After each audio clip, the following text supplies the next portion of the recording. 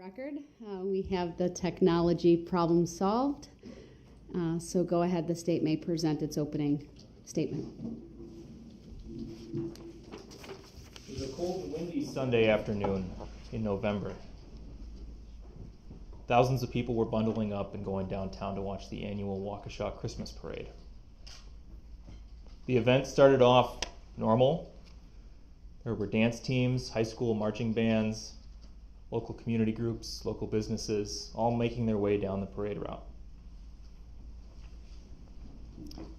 The streets were lined with friends and family members and neighbors, people there to soak up the atmosphere. Kids ran into the street to grab candy from the people who were throwing it from the parades.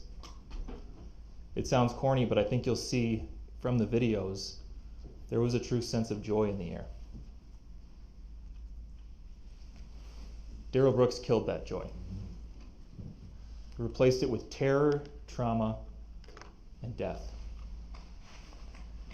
The evidence is going to show that Mr. Brooks left behind a trail of carnage and chaos as he made his way down Main Street through the parade route.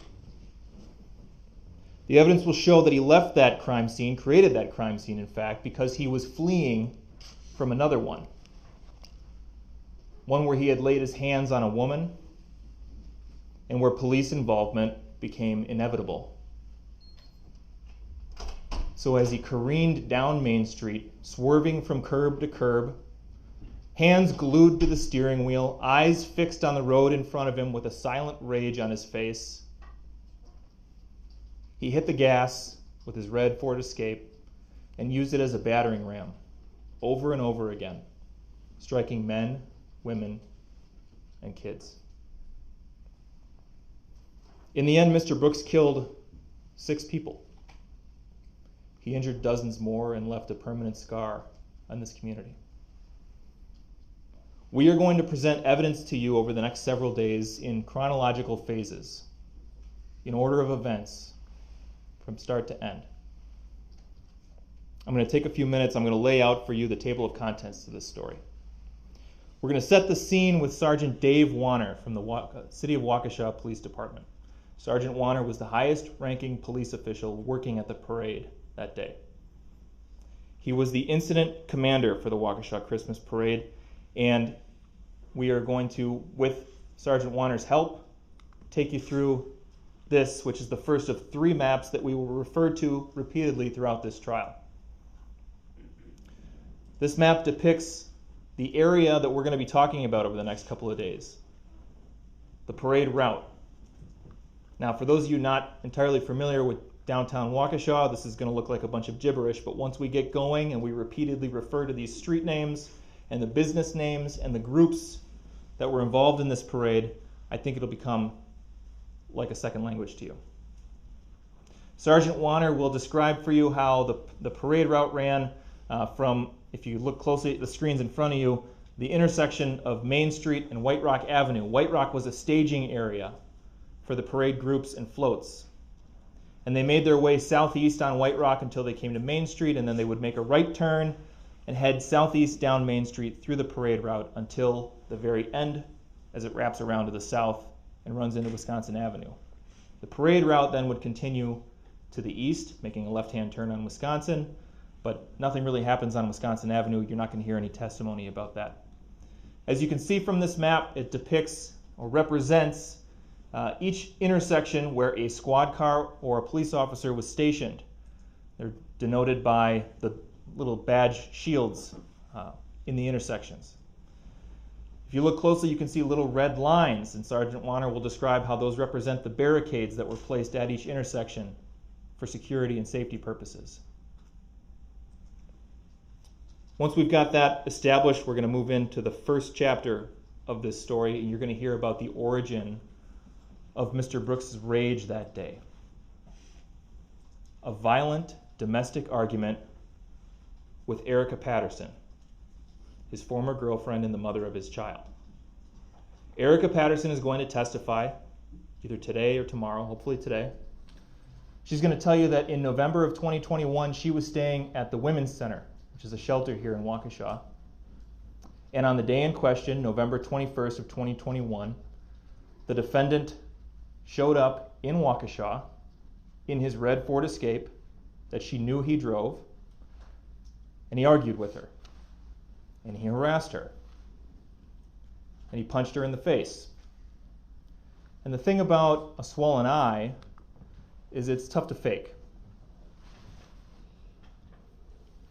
You're going to hear evidence about how after, let me back up. You're going to hear evidence about how the defendant took Erica Patterson all over town that afternoon. From Frame Park, across the river, up Barstow Hill, back down to Frame Park.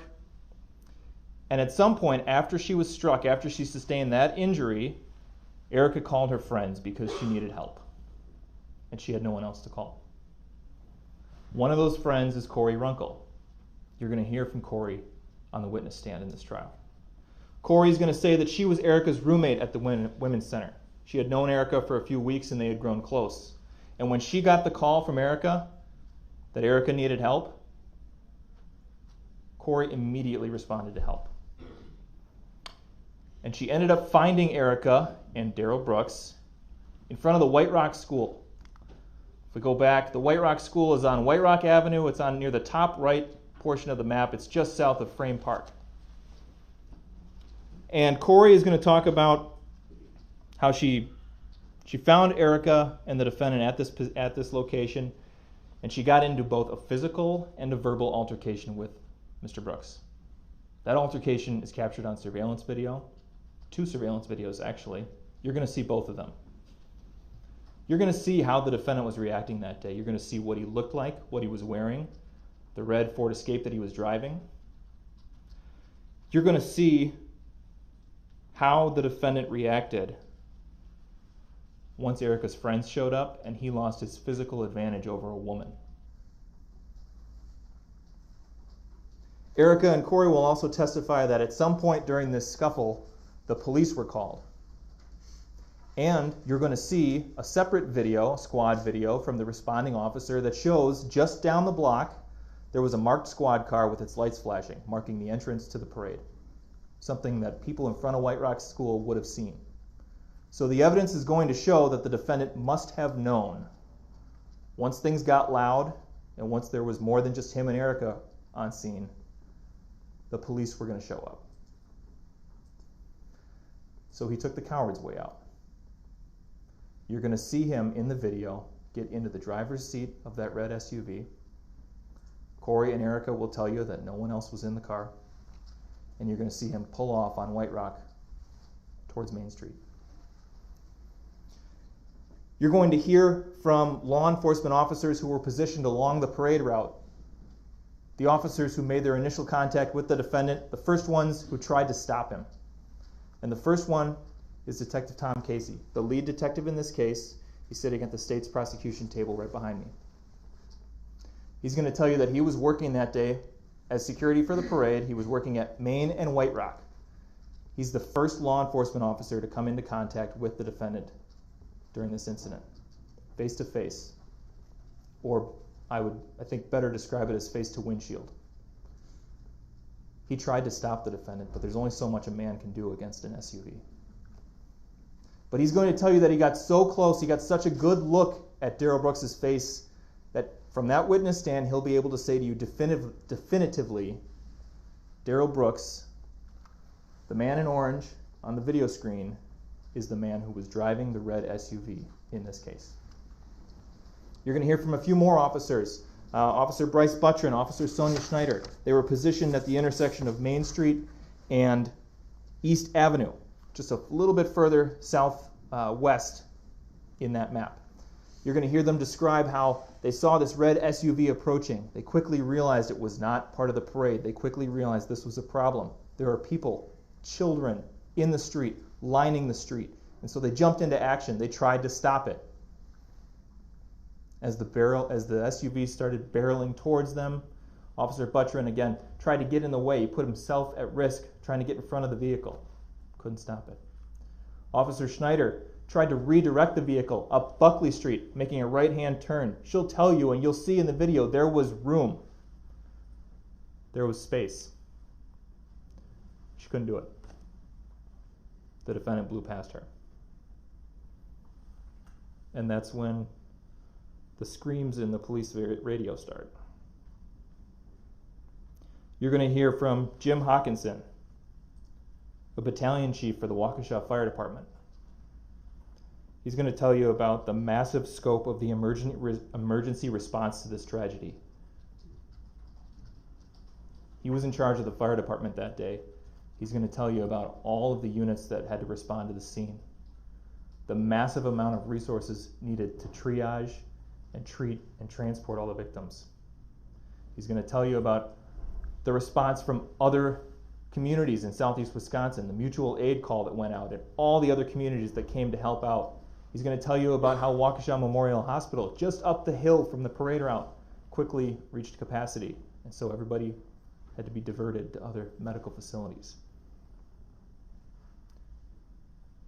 We'll transition then into the next chapter of this story, and you're going to hear from some of the people whose lives were forever changed by the defendant's terrible decisions that day.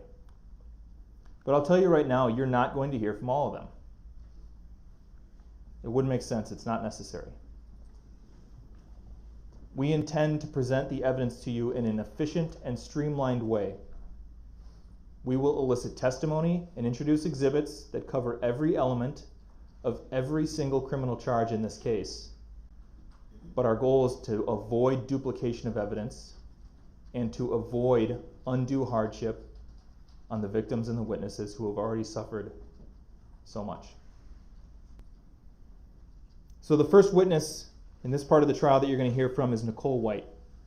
She's the very first person, aside from Detective Casey, who was struck by the defendant on that day. She's going to tell you, as we look at this second of the three maps that we're going to repeatedly refer to, that she was marching with her co-workers and friends with Remax.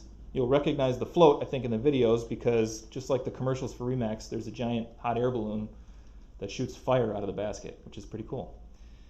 And she's going to tell you she was marching with her friends and her co-workers when, without any warning, she was hit from behind and knocked over. You're going to see video of that. Nicole White has a special significance in this case because, as the first person who was struck, she represents the point in time when Mr. Brooks was legally required to stop. You heard the judge read the hit and run jury instructions, and to summarize, in Wisconsin, anybody who's operating a motor vehicle who's involved in some kind of accident, they have a duty to stop, to investigate, to exchange information. Not only did Darrell Brooks not stop, the evidence will show that he sped up. The evidence will show that as his body count increased, so did his motive to get away. Nicole White, I think, is a good point here for me to explain to you, or to summarize for you, the charge of first-degree recklessly endangering safety. Now, again, the judge read the law to you all morning and a lot of the afternoon, and she's going to read it to you again at the end of the case, and you're going to have a binder with all these instructions written down for you, so you do not need to memorize them, okay? But we're going to talk about first-degree recklessly endangering safety. It's a crime where it's committed by someone who recklessly endangers the safety of another human being under circumstances that show utter disregard for human life. Let's talk about what the state's not required to prove with recklessly endangering safety. Not required to prove injury. This was a conscious decision in our charging decision. We're not going to get into medical records. We're not going to talk about the details of witnesses' injuries because it's not relevant, except to the extent that it proves that they were endangered and resulted in injury. But we don't need to get into who was hit or how hard or how long they've suffered. We just are going to prove to you that their safety was endangered. So, after Nicole White, we are going to talk, you're going to hear evidence about the first of the larger groups that was affected by this incident, the Waukesha South High School Marching Band. 10 kids in that band got either hit or run over.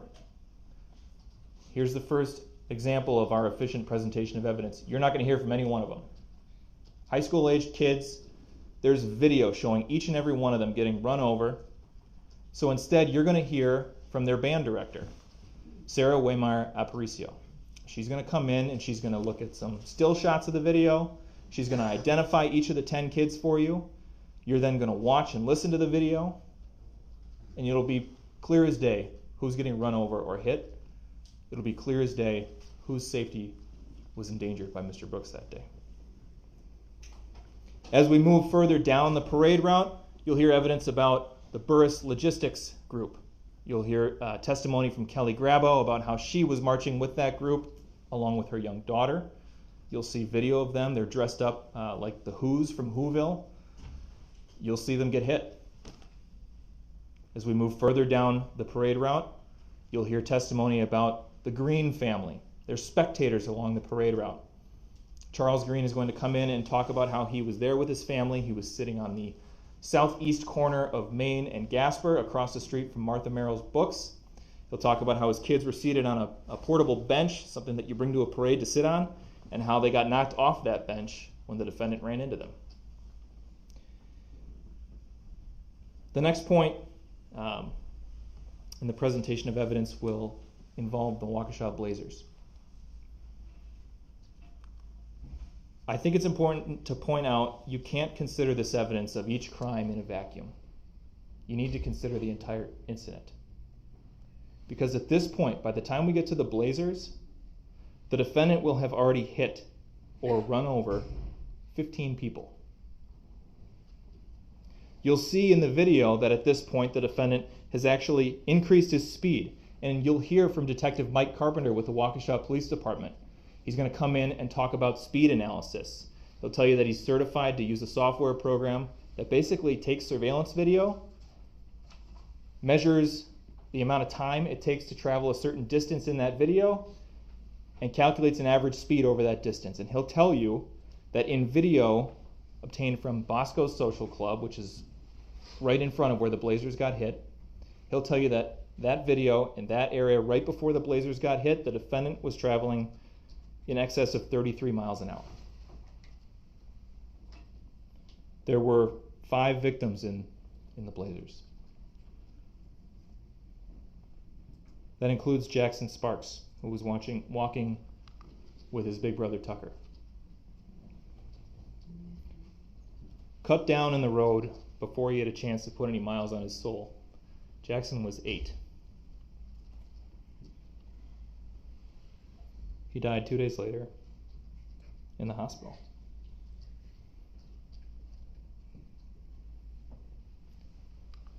I think this is a good point to talk about the law of first-degree intentional homicide. Again, the judge provided the law to you. It'll be provided to you again at the conclusion of the trial. I want you to take a look at that second element. I don't know what the defense in this case is going to be. In fact, the defendant isn't required to put one on at all. He can sit there and not say a word throughout this trial, and that's perfectly within his right, and you can't hold that against him. And in fact, if he does that and we don't prove each and every one of these counts to you beyond a reasonable doubt, you must find him not guilty. That's the law. But if he does choose to present a defense, if he does raise any issues, I expect that he will likely claim that he didn't mean to kill these people. Take a look at that second bullet point. Keep that in mind as you're watching these videos, as you're learning about how this parade unfolded. Consider whether the defendant was aware that his conduct was practically certain to cause the death of another human being. We're going to move further down the parade route, and the next group after the Blazers is the Extreme Dance Group. There were girls of really all ages in this group, from toddlers being pulled in strollers up to high school-age teenage dancers. 15 victims, 15 people associated with this group either got hit or were very close to getting hit. That doesn't include 2 additional spectators who were watching the parade from the south side of Main Street near the 5 Points intersection, right in front of the extreme dance team as the defendant drove through.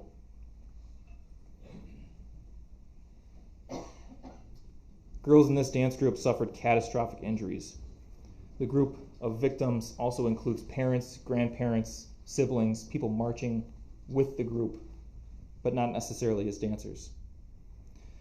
You're not going to hear from everybody who got hit. You're going to hear from the two instructors, the two young ladies who were tasked with teaching these girls these routines and marching with them and encouraging them and comforting them after the fact. And they're going to, in the video, identify for you where all these girls are positioned, and it'll be very clear the path of travel of the vehicle as it goes through that group of young ladies, who was hit and who was nearly hit. The next group down the parade route is Citizens Bank. And here we reach the second count of intentional homicide. Jane Kulik was marching with Citizens Bank with her friends, with her co-workers. This is the only count of homicide for which there is no clear video depicting how she died. So instead of watching video, you're going to hear evidence from her co-worker and from the man who was driving the truck pulling this float. And they're really the ones who are in the best position to observe exactly what happened to Jane Kulik as the defendant plowed through that parade route. And they're going to describe for you how she was struck, how she was run over. A medical examiner will explain that Jane Kulik's cause of death was multiple blunt force traumatic injuries. We'll move further down southwest along the parade route, and we'll learn about a group that was standing in front of the steaming cup. Spectators, again. Innocent people have nothing to do with anything. You're going to hear about 3 kids who were standing along with a bunch of others along the curb in front of steaming cup, and as the defendant swerved from the left side of the street as he hit Jane back to the right side of the street as he was avoiding the vehicle that was ahead of him, clipped the curb and hit these 3 kids.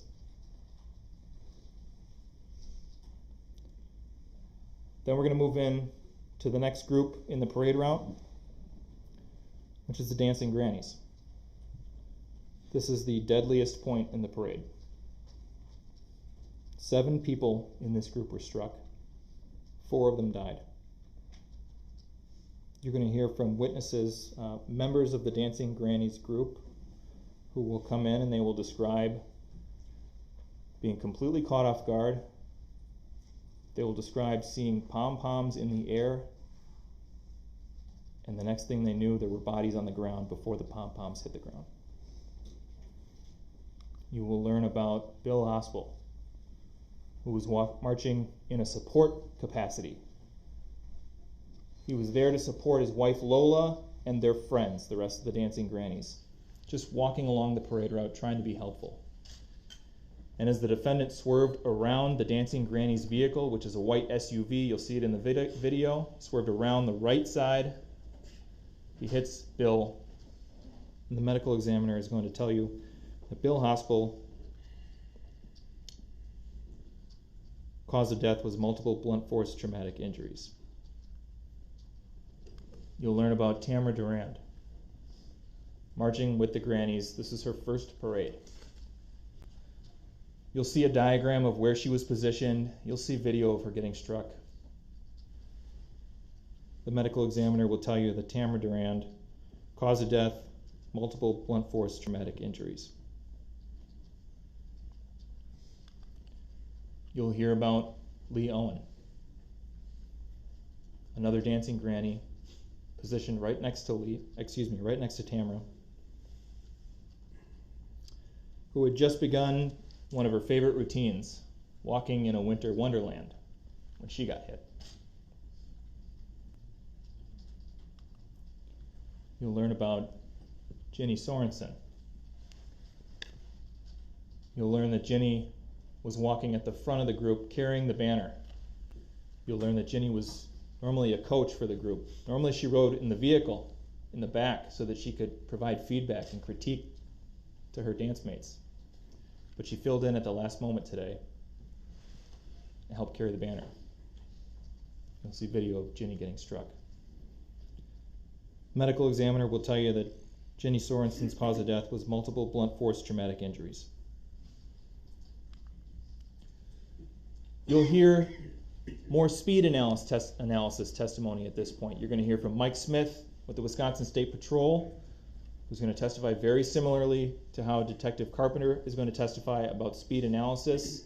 Basically, he takes surveillance video, this time from KORI Insurance, which is on the south side of Main Street.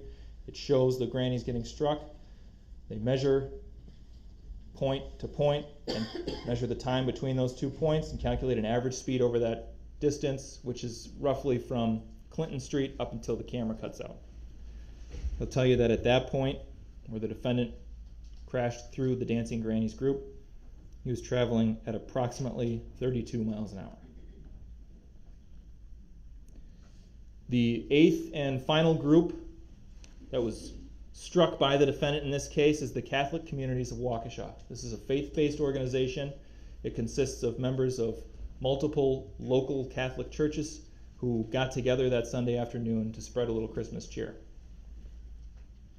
There is not great video, and perhaps that's for the best, of this group getting struck. In total, there were 19 victims in this group. In what little you can see from the video, you can see the defendant's taillights swerving from the left side of the street to the right. You can see them bouncing up and down. There are no speed bumps in that section of the road.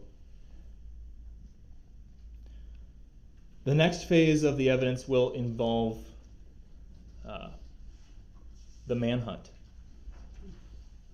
How authorities found the defendant, took him into custody, and the statements he made after he was placed under arrest. You will hear from Officer Bryce Skolton, who was positioned, if you look at this third of the 3 maps I referenced, on the very top of this map at the intersection of Main Street and Wisconsin. Officer Skolton was positioned at that point to direct the parade route to make a left-hand turn from Main Street onto Wisconsin, to stop any traffic coming from the other directions. He saw the defendant come around that corner. He saw the defendant drive right at him as he's standing in the middle of the road. And as the defendant went around him to the left and went south, Officer Skolton fired 3 rounds from his service weapon. All 3 rounds hit the car. None of them hit the defendant. You will hear from another police officer who was not on duty that day. He just happens to be a police officer. His name is Officer Ralph Salyers. He's from the Waukesha Police Department.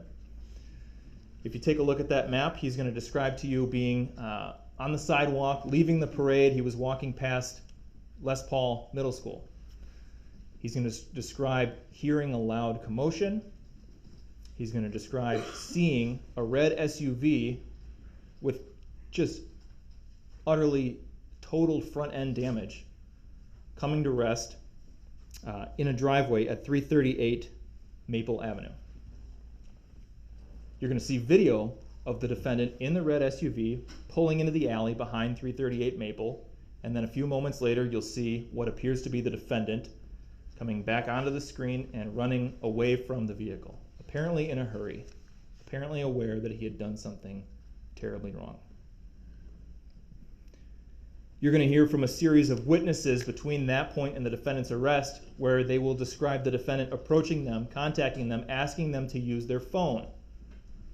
Because he was in such a rush when he ditched his SUV, he left his phones behind. Then you're going to hear from Daniel Ryder, and I think the evidence will show Daniel Ryder really is a good embodiment of the spirit of Waukesha. Not knowing what Mr. Brooks had done, Daniel Ryder opened his home to the defendant. The defendant showed up at his front door without any shoes on, with a t-shirt, said he was cold, said he needed to use the phone. Daniel Ryder let him inside, gave him a sandwich, let him use the phone, and then gave him a coat. And a few minutes later, the police showed up. You're going to see body cam video of that arrest. You're going to hear from Officer Rebecca Carpenter that she responded to that area around where Daniel Ryder lives because of reports of a man knocking on doors. She takes him into custody. He identifies himself on the body cam video. They search him, and in his pocket they find a key to the red Ford Escape used in this attack. You're going to hear from a series of officers who retraced the defendant's steps that night, recovered surveillance video showing the path that he took, the path that's depicted here in the third map that I'm showing you. You're going to hear how they recovered his sandal, his sweatshirt along the escape route. You're going to hear from Detective Jay Carpenter with the City of Waukesha Police Department, and he's going to talk to you about the defendant's statements after he was taken into custody. I'm going to let that interview speak for itself, other than pointing out for you that you will, I think, quickly learn a few main points about the defendant on the night that this happened. He was lucid. He was aware. He was intelligent. He was probing for information. And he was deceptive. We're going to then wrap up with testimony from people who plugged any of the remaining holes in the investigation. You'll hear from crime lab analysts about DNA evidence, about finding the defendant's DNA on the steering wheel of the red Ford Escape. You're going to hear from Wisconsin State Patrol Inspector Ryan Schultz. He's going to testify about the mechanical inspection that he did on this vehicle. In case you were wondering if there were any issues that would have prevented Mr. Brooks from stopping or from pulling over, he's going to quickly put those concerns to bed. He conducted that mechanical inspection. No problem with the brakes. The accelerator didn't stick. There were no mechanical problems that would have prevented Mr. Brooks from stopping. Finally, we're going to close our presentation of the evidence not with a witness, but with an experience for you. You are going to go to a secure location, and you're going to have a chance to see the murder weapon with your own eyes. You'll be able to see that red Ford Escape. I want to close now with a few points about how the evidence relates to the law in this case. There are, obviously, we've gone through the 6 counts of first-degree intentional homicide. But in addition to those homicide counts, there are 6 counts of hit and run involving death. Those are separate charges. The evidence will support convictions on all of them, all 12 counts of homicide. But they involve the same 6 victims. Another point I want to bring to your attention is that for each count of first-degree intentional homicide and each count of first-degree recklessly endangering safety, if you find the defendant guilty of any of those counts, you have to answer a second question. Did he commit that crime while using a dangerous weapon? And here the evidence will show that he didn't use a gun or a knife to commit these crimes. He used 3,500 pounds of steel, rubber, and glass. The defendant's also charged with 2 counts of felony bail jumping. You'll hear evidence to support those charges, which includes the fact that the defendant was charged with a felony offense in a case in Milwaukee County and released from custody subject to conditions of bail. And then he was charged with another felony offense in a separate case in Milwaukee County and released from custody subject to conditions of bail. And those conditions of bail included requirements that he not commit any new crime. And those conditions of bail were in effect on November 21st of 2021. We have dozens of video clips to show you. You're going to have notebooks and writing utensils while we present this evidence to you. It's a lot to keep track of. And when you go back into the deliberation room, it might be difficult while you're deliberating to remember which video was about which victim or which incident or which group. And so my suggestion to you is that as we go through these videos, you're free to do whatever you want with your notes, but my suggestion would be as we go through these videos, they each will be labeled with an exhibit number. And so I recommend that you keep track of which exhibit number corresponds with which video. That way, while you're deliberating, if you want to see those videos again, you can ask for them by exhibit number. Can't guarantee that you'll be able to see any or all of them, but you can ask. I'm done now. I want to close on one final point, and that is, on behalf of the state of Wisconsin, I want to say thank you. You're serving in what is the greatest criminal justice system in the history of the world, and that's because of the 16 of you. It's because a group of citizens, randomly selected, come in and make the final, ultimate determination between guilty and not guilty. That's unique in this world. It's special. And so, we're going to go through this evidence. We're going to be mindful of your time. We know how valuable it is. We're going to be efficient, but we have a lot to get through. A lot. And at the conclusion of all that evidence, District Attorney Opper is going to stand up here and she's going to ask you to render verdicts consistent with the evidence, to find the defendant guilty of each and every count. Thank you.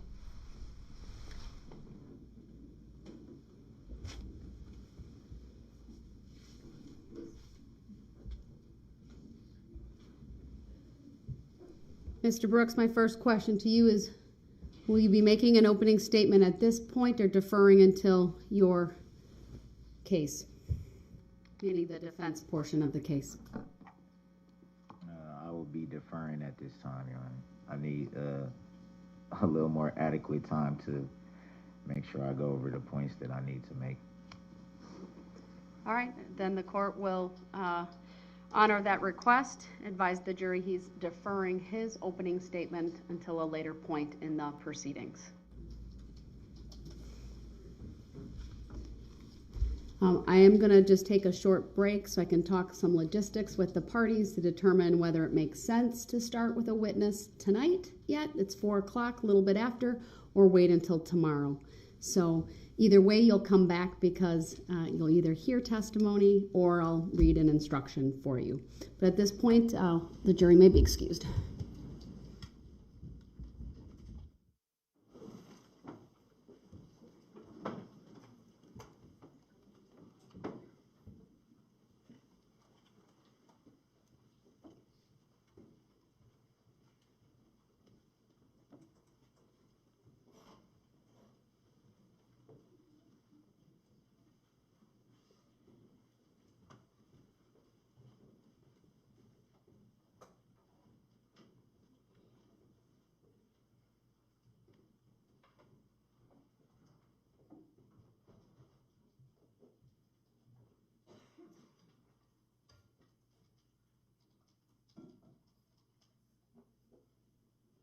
Thank you. Be seated.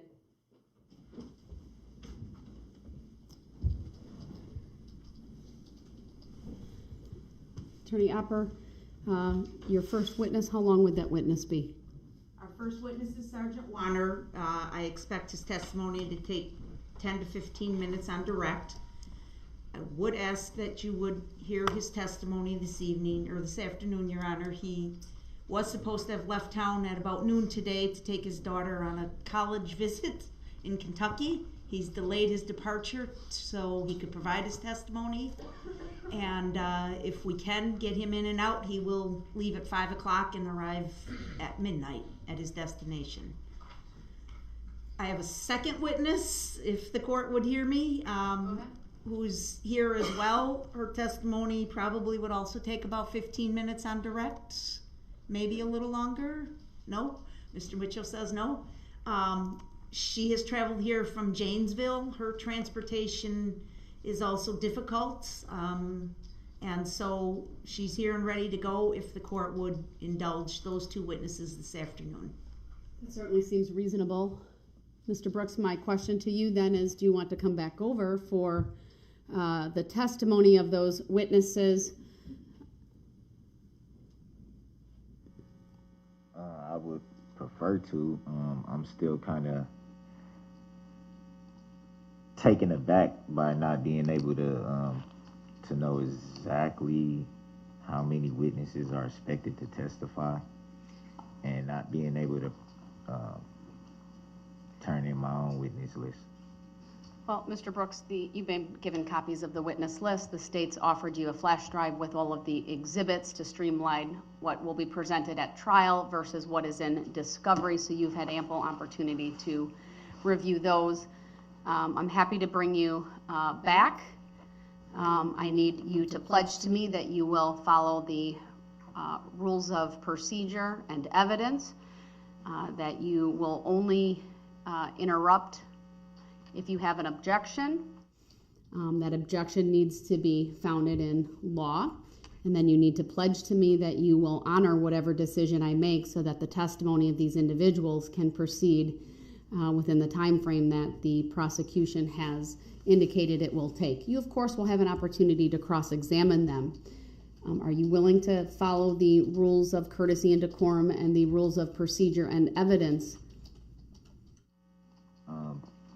From what you explained yesterday, the objections you said have to be like, I think you said like 3 words. Is the way to actually object.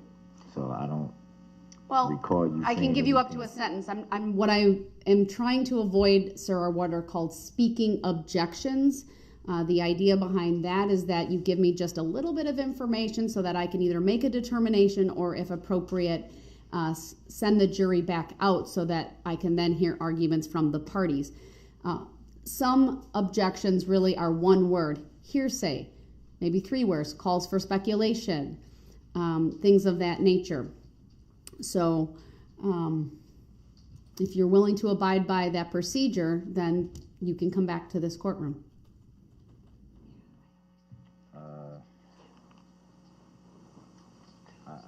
I can't really definitively give an answer right now to that.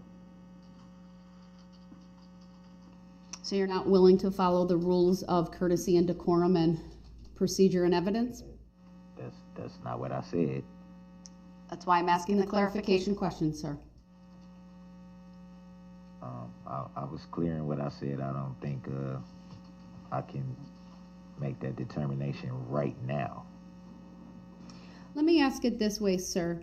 You may reclaim your right to be present if you are willing to conduct yourself consistently with the decorum and respect inherent in the concepts of courts and judicial proceedings. Are you able to do that, sir?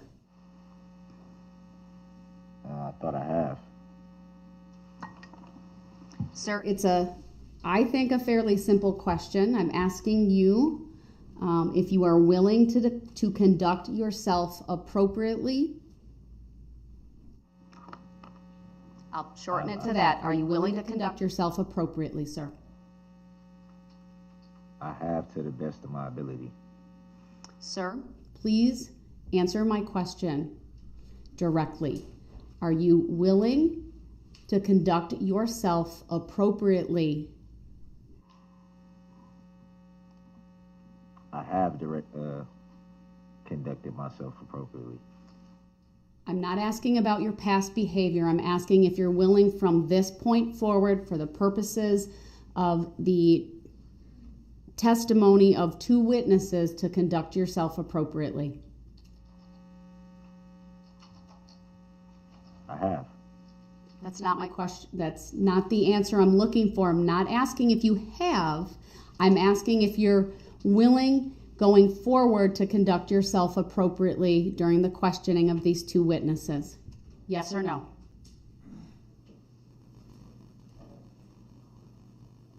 I'm going to end up getting put back over here eventually if I come over there. Mr. Brooks, I'm further advising you, I'm looking for a direct answer of yes or no, and that your failure to give me a yes or no answer will be considered by this court to be non-responsive. So let me ask you the question one more time. Are you willing to conduct yourself appropriately during the questioning of these 2 witnesses? To be 100% honest, I cannot answer that. All right, then based on that answer, which is non-responsive to the question that I asked, he has not given me a pledge or indication of a willingness to conduct himself appropriately going forward, and based on that, he'll remain where he is. You will remain unmuted, and so if you have an objection, you can lodge that objection within accordance or according to the rules of evidence, sir. All right, with that, let's have the jurors brought back in, and we'll start with the taking of testimony. One quick second to put this up, then you're on. Go ahead. Thank you. I don't think it'll take long if you want to call for him. Under the call. Let's, Can you tell me what you mean by non-responsive? you did not answer yes or no. Yeah.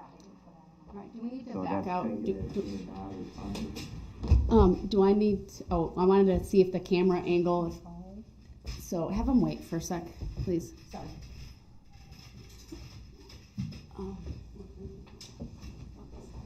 Excuse me, Your Honor.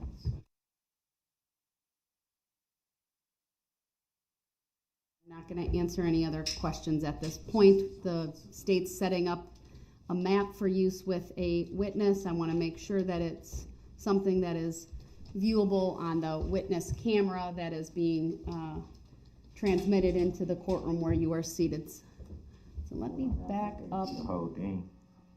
Let me back up, zoom out a bit.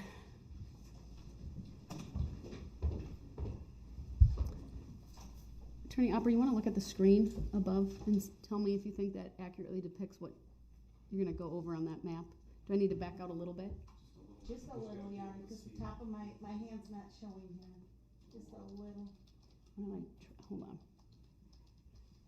I'll go up. Can I say something for the record?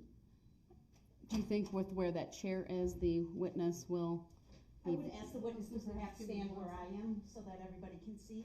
Oh, that would be a good idea. Okay. No, you're not muted yet. Mr. Brooks, if you're asking me to make a judicial determination, I've already rendered a decision about where you're going to be. Because I didn't answer your question the way you wanted to. All right, I'm going to mute you, sir. Now we're moving on to that part of the procedure since you are you're not following the protocol that I've set in place, that you are back to one of these sovereign tactics about have I made a judicial determination. The record speaks for itself, sir. I'm not going to make a further record on that, nor will I answer the question about am I making a judicial determination. I've made a decision, and that decision is you will remain in the other courtroom. Once the jury is brought back in, I will unmute so that you can lodge objections, but if you interrupt without making an objection and just start talking about a judicial determination, then I'm going to mute you once again, and the procedure for objecting will require that you raise your sign, write it out, and provide it to the bailiff, who will provide it to the court so that I can rule on it. If that slows things down, then so be it, but that's the procedure that I'm going to follow. All right, the jurors can be brought in then.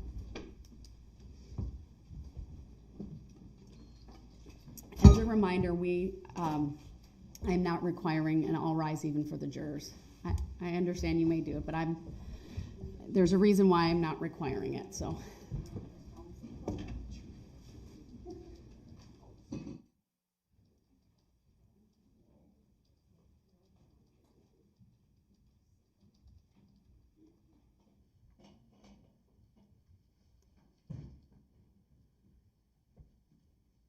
Mike, will Pete have the notebooks?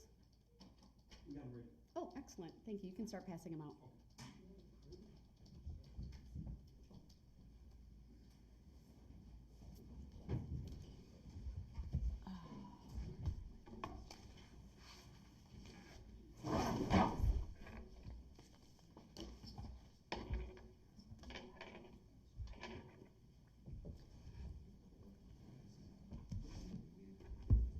Ladies and gentlemen, you may have a seat, and the writing materials will be passed out. Our intent is to have the state call its first two witnesses.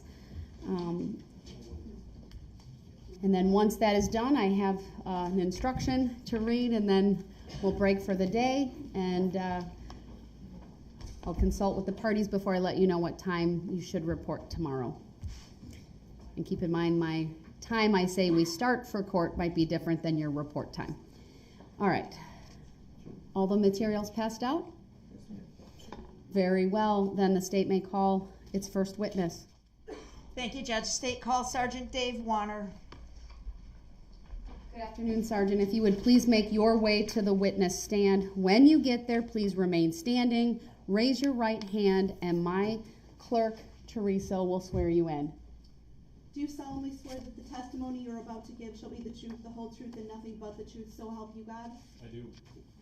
Thank you, sir. Please have a seat, at least initially, or do you want him to stay standing? No, actually, you can start out seated, please. Very well. Sir, would you please state your first and last names for the record and spell each?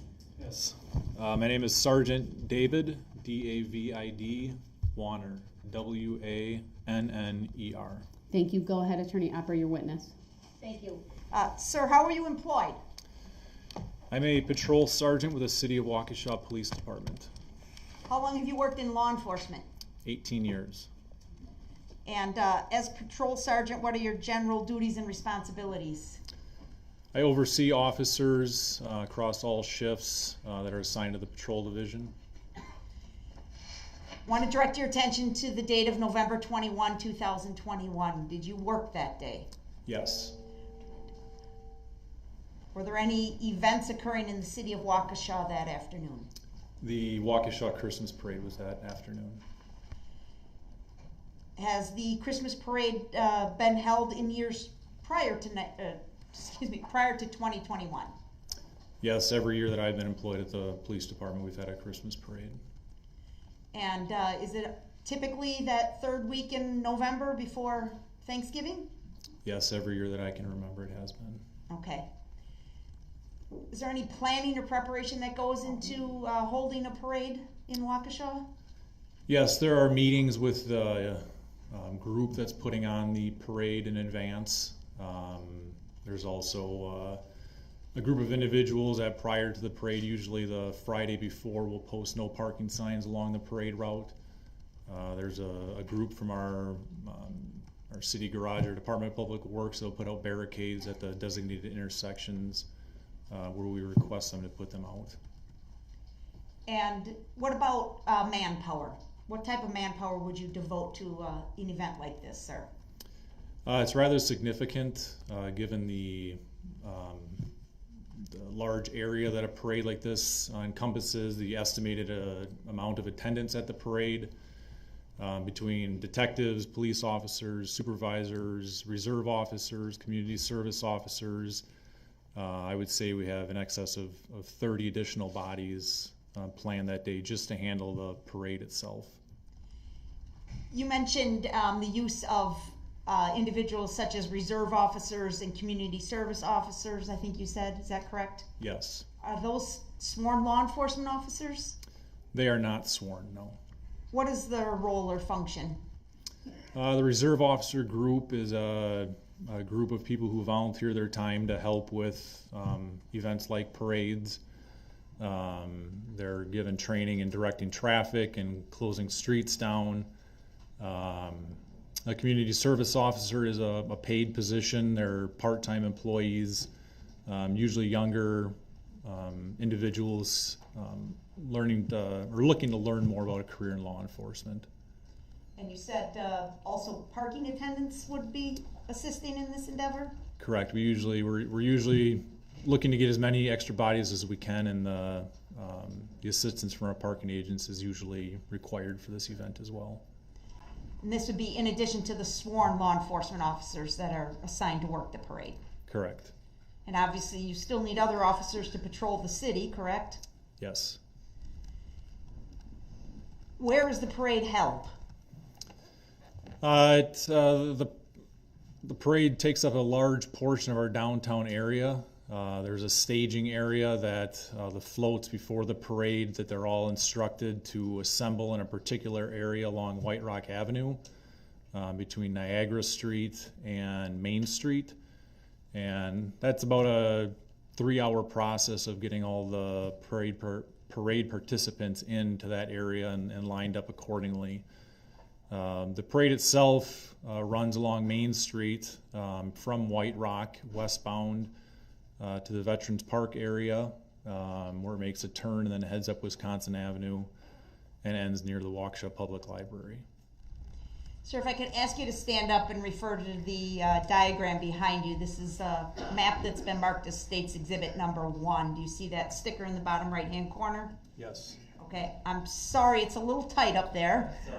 But if you could start in the upper right-hand corner of the map, and Your Honor, if we put up the digital copy of the map as well, I know it's hard to see, but then we'd have to do the screen share again. Is that correct? Yes, that's my understanding. Okay, I'm going to ask the paralegal to please put up States Exhibit number 1 on the digital copy as well.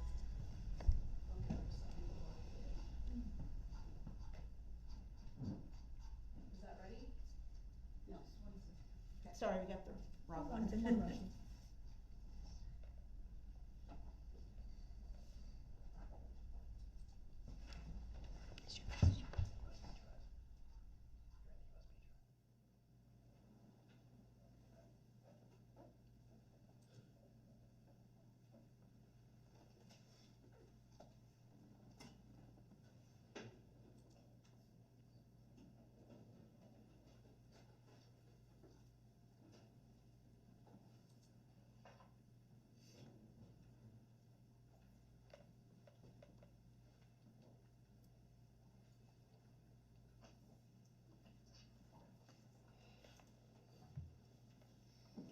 All right, Madam Clerk, thank you. We're ready here.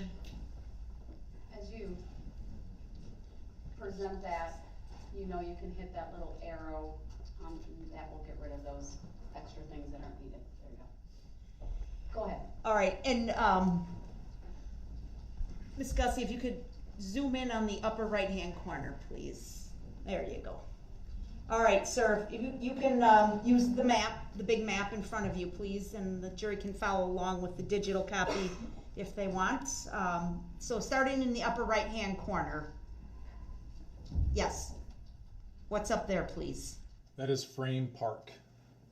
And what's at Frame Park? Frame Park has a lot of, it's got a playground for children, there's a very large baseball diamond, different shelters, there's a formal garden, there's a boat launch. It's a very large park in our city that encompasses a lot of different activities. Is the boat launch shown on Exhibit 1? Yes, right here. Okay. And the waterway that's shown on the exhibit, what is that waterway? That is the Fox River. Now, is the parade route shown on Exhibit 1? Sorry, Attorney Upper, can you give me 1 second? Mr. Brooks, just a reminder, you're not muted. Oh, All right, I'm sorry for the interruption. Go ahead. I'm sorry too. I thought I was muted. I apologize. That's okay. Thank you so much. Go ahead and point out the parade route, please. So the parade route in this map is essentially this purple line. This area here is what I referred to earlier as a staging area. And then actually at this corner right here, westbound is where the parade route would follow. Down to the corner here, I refer to this as Veterans Park. That's that area there, and then it would turn up Wisconsin Avenue and end around the library right here, which is that green area. Okay, and we're just putting that up on the digital display too right now. Now, on this map, sir, we've designated several points along the parade route to reflect where various officers were positioned. Is that correct? Yes. And could you just briefly walk us through it? I don't need you to name every officer, but just point out the intersections and what was located at each intersection using Exhibit 1. Sure. I was here at the intersection of Hartwell and White Rock. I had a police SUV, an unmarked police vehicle, trying to maintain the integrity of the route and keeping the road shut down. Here we had various officers. It's kind of a mixed use of barricades, marked police vehicles, police tape, just in an order to keep the streets shut down and make sure that there's a visible representation that the streets are not open. Please keep going down, westbound down Main Street, please. Sure. So we come to Buckley and East Avenue here. Both sides of the intersection shut down with barricades. We come down further on West Main Street to Martin Street. The red line here signifies a barricade was in place there. At Main Street and North Barstow Street, again, barricades on both sides of the intersection there. Gaspar and East Main Street, a barricade. We also had a marked police fleet, as we did at other places where the yellow is signifying that. This is our 5 points area, as we call it, kind of a larger intersection with roads in different directions here. So at this intersection, we had a use of barricades, police tape, police vehicles. It's just a very large intersection to be able to shut down just with one of those things. So it kind of becomes a mixed use of different tools that are available to us. We have Clinton Street and Main Street here. Again, barricades on both sides of the intersections, along with officers. Maple Avenue and East Main Street, barricades and reserve officers. And then we come around toward the Veterans Park area, again, another very large intersection where we had an officer and multiple barricades shutting off the traffic. And then along Wisconsin Avenue here, we had one point at Maple Avenue where we had a CSO along with a barricade. And right now you're pointing at the very bottom edge of the map, correct? The very bottom here. Okay. And then from that point east, the parade kind of disassembles with floats going different ways depending upon their size and maneuverability at the end of the parade route. This map, exhibit number 1, is oriented north, correct? Yes. Okay. The items, and I know this is like a vision test for everybody, but on the map, the yellow boxes represent what, please? The yellow boxes on this map represent police vehicles that were utilized in the parade. Okay, and what about the blue boxes? The blue boxes are the names of personnel assigned. Where you see an RO, that would be a reserve officer, PA would be a parking agent, CSO would be our community service officer, OFC would be an officer. All right. The reserve officers and non-sworn officers, would they be wearing a police uniform or some type of designation? Yes, they all have. Hold on. There's an objection. It's overruled. He may answer. All personnel on the parade route are in uniforms. Additionally, everyone, it's part of our policy that they are required to wear traffic vests, which would have been a yellow and could have been blue and yellow or orange and yellow traffic vest that says police on it. Okay. I'd like to go back to the area on White Rock where you were located, where the units were staging, correct? Yes. Now, can you describe for us where the road was actually shut off by police so that no motorist could actually travel down the road? Sure. I mean, this actually further north than here, it's off the map, is where we had our first point of shutdown. It was at White Rock Avenue and Niagara Street. We used Niagara Street to divert any traffic that would have come that direction. So then along here, there would have been shut down at Niagara. There was another street called Perkins where it was shut down. And then right here is Baxter Street, where we had the street shut down. Additionally, here along the staging route, North Hartwell Avenue here was shut down on both sides of it to ensure no traffic entered into the staging area while that space was occupied. All right, and before I have you sit down, there's two other areas designated on the map I'd like to ask you about. This is on the left, upper left quadrant of the map. On the north side of the Fox River, there's something indicated as the Barstow Hill. Do you see that on the map, sir? Yes, right here by the green line. What's the Barstow Hill? The Barstow Hill is just a very steep hill that more or less connects our downtown to a neighborhood and is a thoroughfare of traffic coming and going from the downtown area. Okay, that's Barstow Road there? Correct. Okay. And then just to the right of that, there's something marked as a mobile gas station, is that correct? Yes. Objection. Overruled. And there is a gas station at that intersection, sir? Yes, there is a mobile gas station at the bottom of the Barstow Hill. Okay. All right, please have a seat, sir.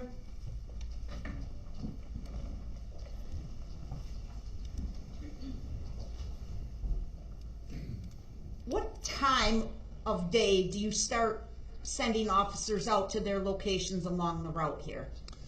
At 1 p.m. is when the initial few officers head out to secure the staging area. So they're out there from 1 o'clock until about 3:30. Between 3 and 3:30 is when the rest of the personnel assigned to the parade would have arrived at their locations along the route. All right. And I assume you're in some, Your Honor, we just lost part of the Polycom. Well, we'll pause. See what happens otherwise. And we can take that down for now. We don't need the state table displayed at the moment. Mr. Brooks, we lost you for a second. As soon as we knew it was down, we stopped. We didn't take any additional testimony. I just want to confirm you can see and hear me. Yeah, I can hear. And you can see the 4 cameras, so the witness as well? Yeah. All right, thank you. Okay, so there's somebody that's running the parade as far as lining up the participants and making sure everybody that's walking in the parade is where they're supposed to be, correct? Correct. Is there a title for that person? Boy, I wouldn't know. Your objection's noted, it's overruled. He may testify about the question asked. Or is there somebody that you were dealing with directly that was kind of responsible for the units of the parade and you're responsible for the security of the parade? Yes, there was a. Overruled, he may answer. There is a lady from the Chamber of Commerce who put on the parade that just prior to the parade starting, I had a face-to-face contact with to inform her that the route was ready for the parade. Now, how do you know that? How do you know that the route was ready to go? Between 3:30 and 4 o'clock, I had driven the route several times within the parade route on the street that was shut down. It was my duty as the incident commander of the parade to make sure that the officers or personnel assigned to the parade were all in their location, that all the barricades were in place, that there was no holes in the parade route that we missed in the planning, and as a final security sweep of the route just to ensure everything was in place as we had planned for it to be. Can you estimate how many spectators were present? Objection. At what time? I'm sorry, at the start of the parade.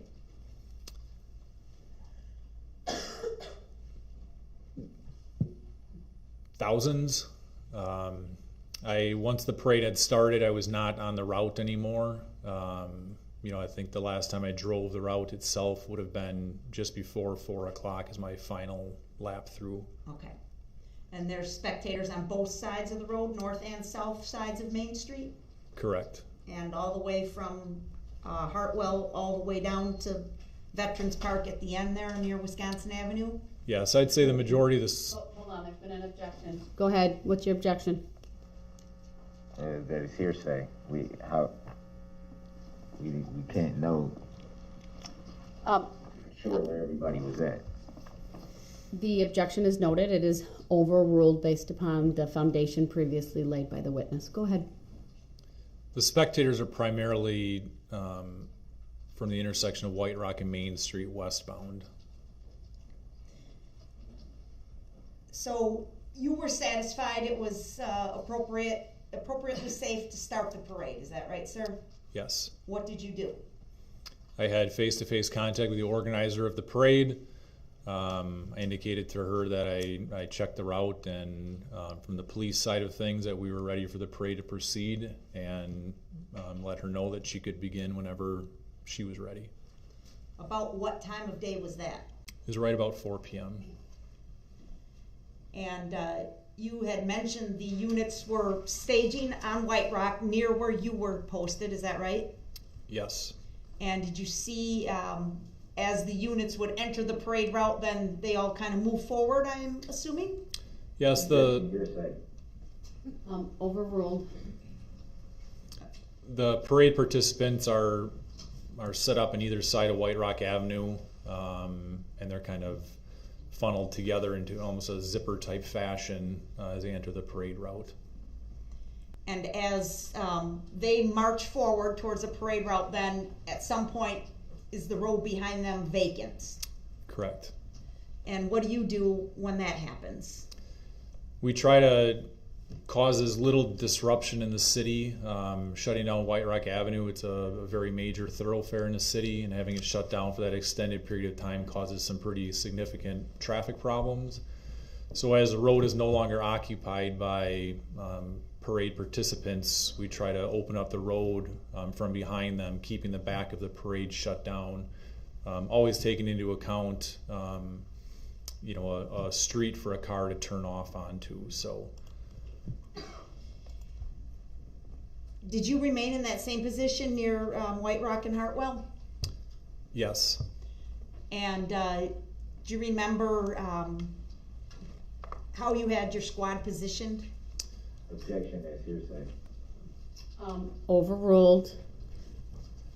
I had my squad positioned across White Rock Avenue in an east-west fashion, essentially in the middle of the roadway. The road is much wider than the SUV squad I was driving is.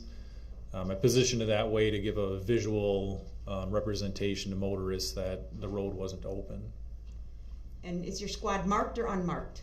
It is unmarked. Objection, irrelevant. It's relevant. The answer may stand. Make sure if you hear an objection, sir, that you wait till I rule on it too. Thank you. Are there red and blue lights on your squad car, sir? Yes. Objection, irrelevant. Overruled. The answer may stand. Did you have your red and blue lights activated as it was parked across the roadway? Objection, irrelevant. Overruled. Yes. You remember hearing something about a disturbance near the boat launch? Yes. Objection, hearsay. Are you offering it for the... Foundational, Your Honor. All right, it's not being offered for the truth of the matter asserted. The objection is overruled. He may answer. I believe he answered yes, and it may stand. All right.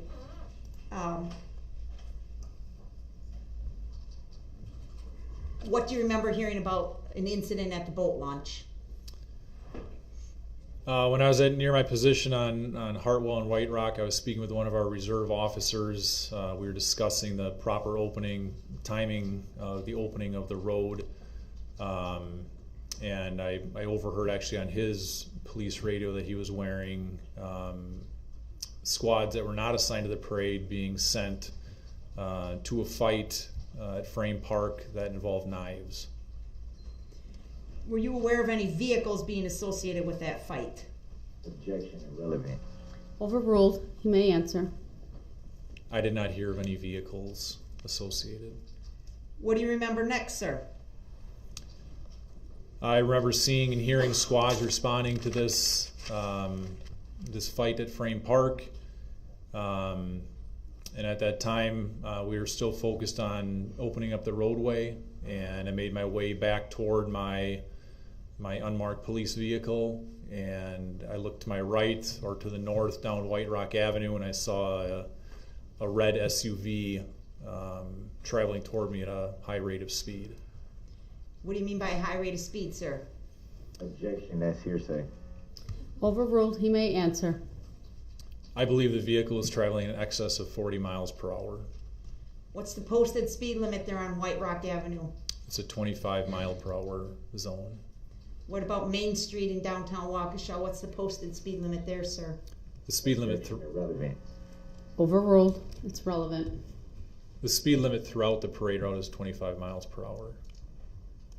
What did you do when you saw this red SUV traveling at a high rate of speed? Objection. Leading the witness. The objection is noted. It's overruled. When I saw the red SUV traveling toward me at a high rate of speed, I used both hands and waved them overhead like this in an attempt to catch the attention of the driver. Were you dressed in a police uniform, sir? Yes. Let me just put on the record when the witness, so that's clear, placed both hands over his head in what I would describe as a waving kind of back and forth at a diagonal gesture. Thank you. Go ahead. Did the car continue in your direction, or the SUV? Yes, it did. What did you observe the path of travel for the SUV to be? Objection, that's hearsay. Mr. Brooks, it's not hearsay. Your objection is overruled. You may answer. Could you state the question one more time? Sure. Where did you see the SUV go? Better question. Objection, irrelevant.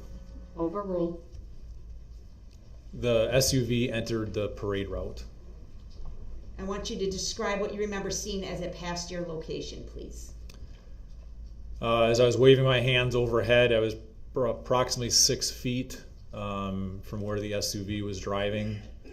As the driver passed essentially in front of me by about 6 feet, I could see the operator of the vehicle and just a dazed, straight, focused look straight ahead, not looking at anyone. Did the driver appear to respond to your efforts to stop the vehicle? There was absolutely no response. Did you notice the car slow down in any fashion? No, in fact, Hearsay. It's not hearsay. It's overruled. He may answer. as the SUV passed me, I looked over the hood or the top of the police vehicle that I had positioned on the road there, fully expecting that as it passed that I would see the car slam on its brakes as it realized it had entered the parade route, figuring it was a lost motorist. I didn't see that happen. It continued into the parade route at a high rate of speed. What did you do? Upon seeing that, I got on my radio in an attempt to notify other personnel assigned to the parade route. I stated that a red SUV had just blown by me. Do you remember using those exact words, sir? Objection, that's irrelevant. Overruled. He may answer. I don't know if I said a red or maroon SUV, but I remember saying that it had blown by me.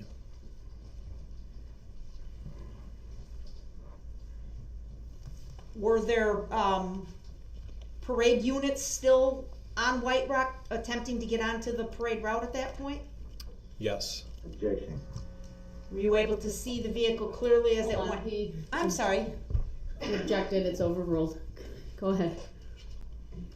From where you were standing there, were you able to turn and watch the SUV as it traveled past you down White Rock towards Main Street? Objection. Overruled. Just asked that. I only watched it for a short period of time before returning to my squad car, knowing that some sort of police action was going to need to be taken. What did you do once you got to your squad? I got in my squad car. It was bombarded with the most terrible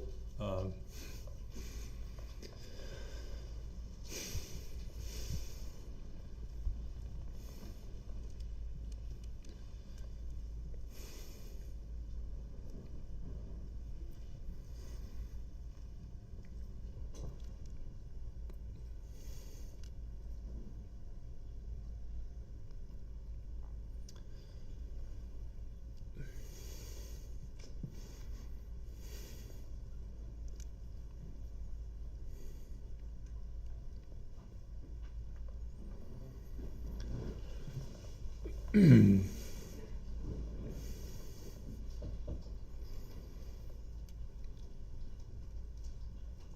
the most terrible thing I ever heard. The sounds. Yes. You didn't see anything at that point as far as people getting hit? No. Okay. I want to show you a video clip, sir. This is State's Exhibit number 2. Madam Clerk, if you could please turn on the State's table.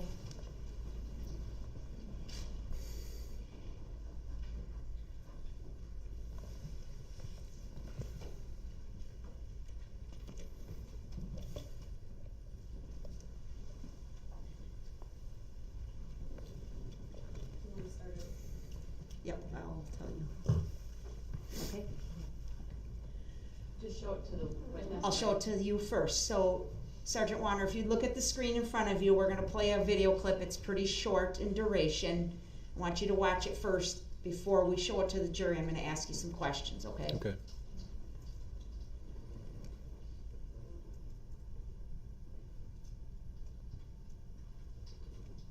Did you see that clip, sir? Yes. Is that a video clip you've seen before? I have seen that, yes. Okay. Do you believe that's a true and accurate representation of the SUV traveling on White Rock Avenue near the start of the parade at Main Street? Yes. Move for admission and permission to publish, Your Honor.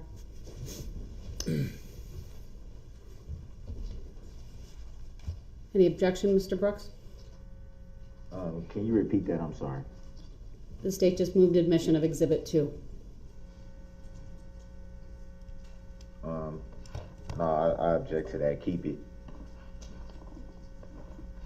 All right, the objection's noted, it's overruled. Exhibit 2, ladies and gentlemen of the jury, is received.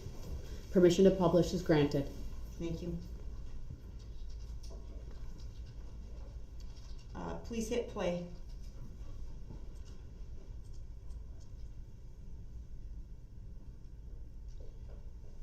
Sergeant Wanner, is that consistent with the vehicle you saw traveling away from you past the parade floats that were about to enter the route? Yes. And is that consistent with the approximate speed you saw it traveling? Yes.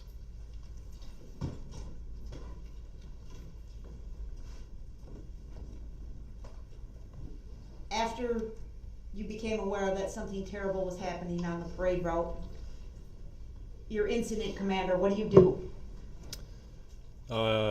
I drove in my police vehicle down toward the area that I just heard repeated over and over on the radio where the casualties had taken place, and that would have been at Main and Gaspar. And once I got to that position, I parked my vehicle as it was impossible to drive any further. Was there a call made for assistance? Yes, I don't know who said it, but an officer used a code over the police radio basically requesting police assistance from any officer in the county that would be listening. Did multiple officers respond Yes. from within Waukesha County? From when, The objection irrelevant. Overruled. Waukesha County and far beyond. Thank you, sir. I don't have any other questions at this time. Mr. Brooks, do you have any questions for this witness? Yes, I do.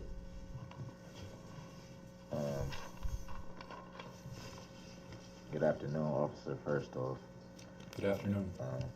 I'll say this is very emotional, so I'm gonna try my best not to keep you up there any longer than you would like to be. My first question is, I noticed that you are in uniform today. Is it fair to say that if you weren't here testifying that you would have been on duty today? Is it fair to ask that or say that?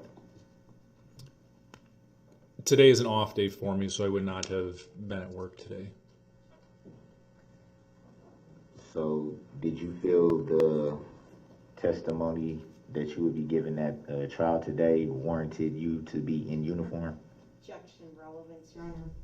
Sustained. You do not need to answer that, sir. Next question, Mr. Brooks. You said you've been in duty for 18 years, correct? Yes. In any of those 18 years, have you ever come across or had any interaction with the plaintiff in this matter?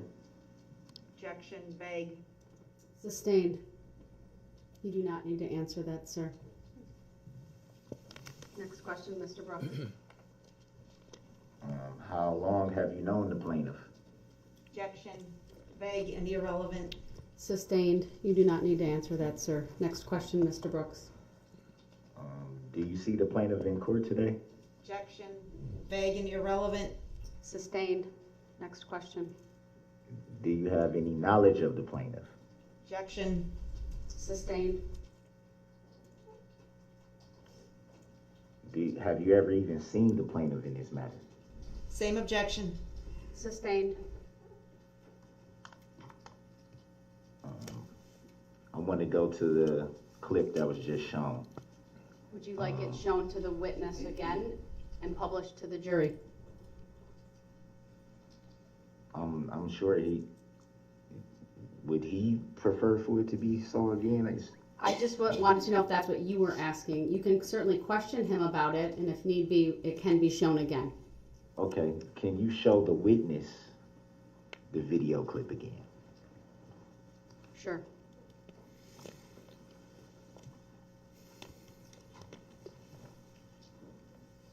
All right, I can tell from my monitor and the witness monitor it is up, but it's not being projected to the courtroom other than that. And you can go ahead and play it.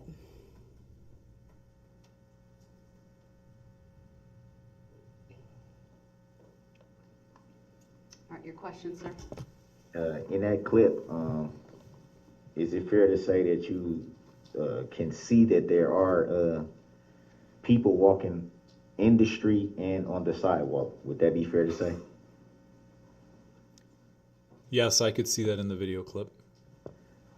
Do you see anybody being targeted or being in a panic to get away from the vehicle? No. Do you see the said driver of that vehicle intentionally trying to hit anyone in that video? No.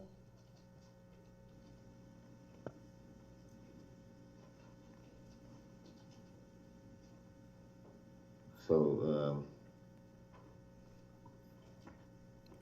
again, I would ask, were you brought here today to testify on behalf of the plaintiff? Objection, asked and answered. Sustained. He already answered that he was why he's here.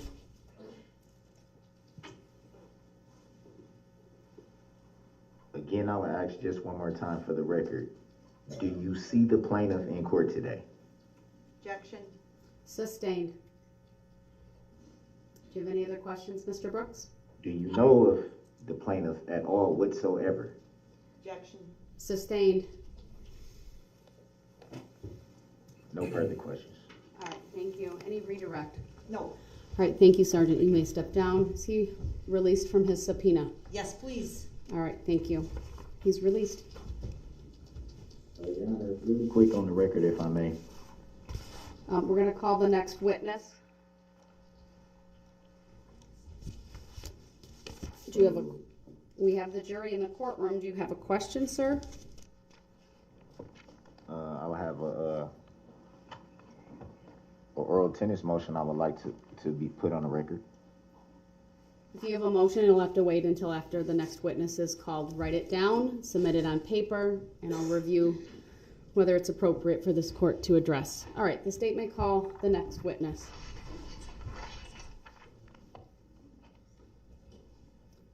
The state calls KORI Runkle.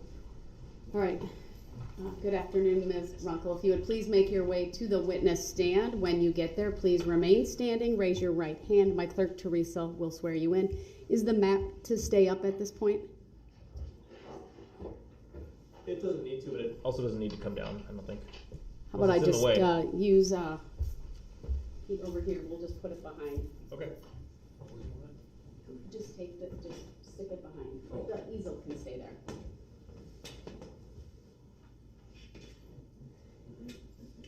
All right, and my clerk Teresa's over here. If you would raise your right hand, she'll swear you in. Do you solemnly swear that the testimony you're about to give shall be the truth, the whole truth, and nothing but the truth, so help you God? I solemnly swear. Thank you, ma'am. Please have a seat. We'll get that settled, and then the first thing I will ask you to do, excuse me, is to state and spell your first and last names for the record.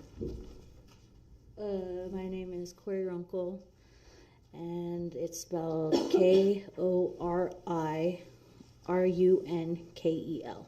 Thank you. Go ahead, your witness. Thank you. Good afternoon, Ms. Runkle. Do you know a person named Erica Patterson? Yes. How do you know that person? From the shelter. What shelter are you talking about? Women's shelter. What city is the women's shelter in? Waukesha. And when did you meet Erica Patterson? Around probably October, I think. Okay. You are not used to testifying in court, right? Not really. I'm going to ask you to scoot a little bit forward. The nice lady in front of you is... Microphone a little bit, a little closer. I think that'll help. We just have to make sure that everybody can hear, especially the court reporter in front of you, because she's writing everything down, okay? Okay. So can you answer, when did you meet Erica Patterson? Either October or November. Of what year? 21 this year. 2021? Yeah. Okay. Did you meet her at the women's shelter that you're Yeah. talking about? Okay. What was your living arrangements at the shelter? Okay, it wasn't this year, it was last year, I think. 2021. Yeah. Okay. And what were your living arrangements at the women's shelter? We were bunking together. You and Erica? Yeah. Okay. While you were bunking together with Erica at the women's shelter, did Erica ever talk about a boyfriend of hers? It wasn't her boyfriend. Okay. Did she ever talk about a man? Yeah. And did she ever provide the name of that man? Yeah. What was it? Darrell Brooks. Okay. Were you with Erica on the afternoon of November 21st, 2021? Yes, until I split up with her. Okay. Can you tell us where you were with Erica before you split up with her? I forgot what park it was, but we were at like the park where the dragonfly was, except for we were at the docks. Is that in Waukesha? Yeah. Okay. And the docks, are you talking about a river? Yeah. So the park by the river? Yeah. Okay. What were you doing with Erica in the park? Hanging out. Okay. Was anybody with you? Yeah. Kyle. Okay. And you mentioned that you split up with Erica at some point, is that right? Yeah. Do you remember why? To go hang out with Nick. Do you know Nick's last name? Kirby? Okay. And Erica didn't go with you? No. Okay. So what happened after you split up with Erica? She met up with Darrell. How do you know that? Because she was on the phone with him and they said that they were going to meet up. Now, before that day, November 21st, had you ever met Darrell Brooks? No. You'd only heard his name from Erica? Yeah. Okay. After you split up with Erica and she went to hang out with Darrell, did Erica ever contact you or Nick after that point? Yeah. How did that contact take place? Did she see you or did she call you? How No, did that she happen? called me on my cell phone. Okay. And what was the nature of that conversation? That he was beating her up and he was following her. Okay. What did you do when you learned this information from Erica? Me and Nick started running to where she told us she was. Where was that? By the school. Okay. I forgot what school it was, but it was by the school. All right. Did you find her? Yeah. Do you remember where you found her? Right in front of the school. Okay. Do you remember what was happening when you found her? He was swerving into her. When you say he, who are you talking about? Darrell. Darrell, the person? Yeah. Okay. Did you hear Darrell saying anything to Erica at that time? He was yelling at her to get back in the car. Okay. Did she? No. She tried, but I pulled her away. Okay. Before you testified today, you reviewed a couple of surveillance videos, is that right? Yeah. No, not today, but a while ago. A while ago, not Yeah. today. I'd like to put Exhibit 3 up on the screen for the witness for identification. Go ahead.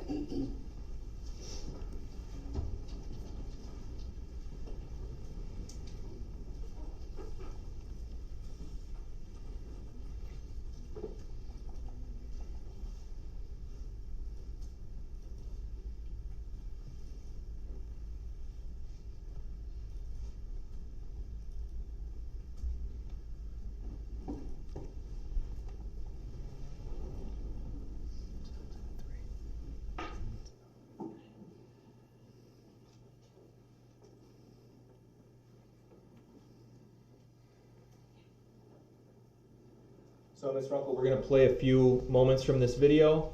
I want you to watch and see if it's the same video that you've reviewed previously. Okay, so we're just going to play about 10 seconds here.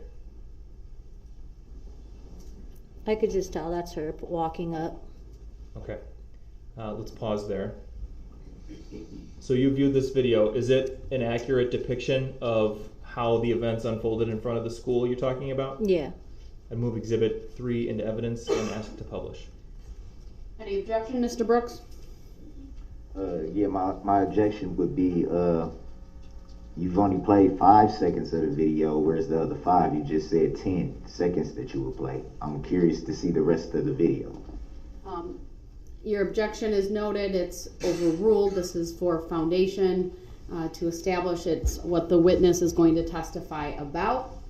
She's testified. It's a fair and accurate depiction of the events that unfolded in her presence, and I will receive Exhibit 3. Permission to publish is granted.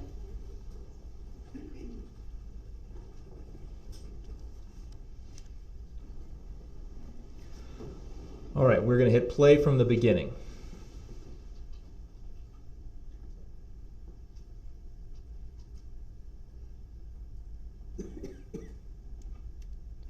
There's his car.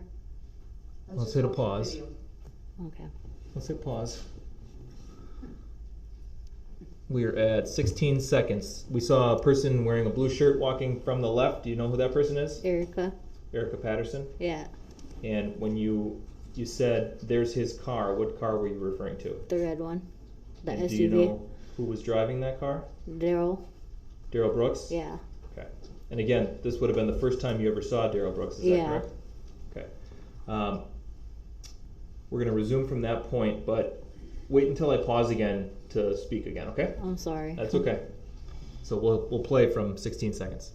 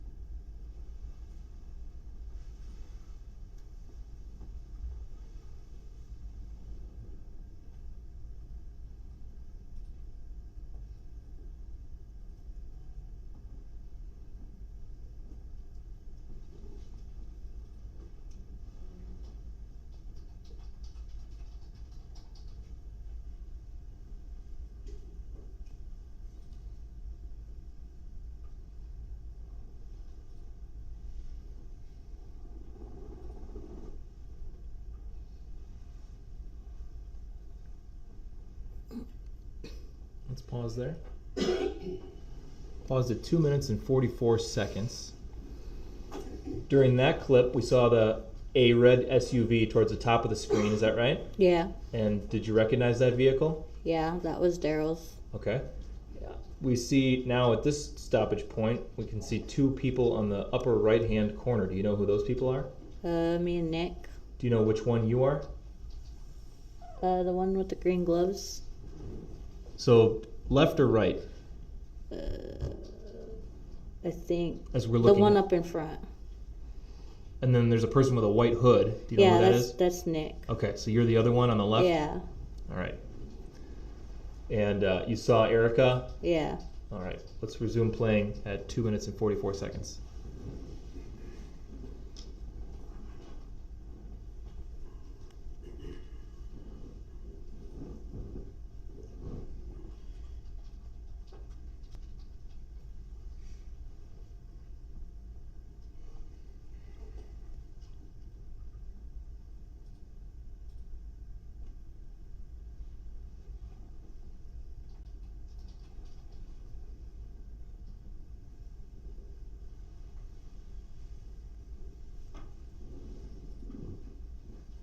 Let's pause there.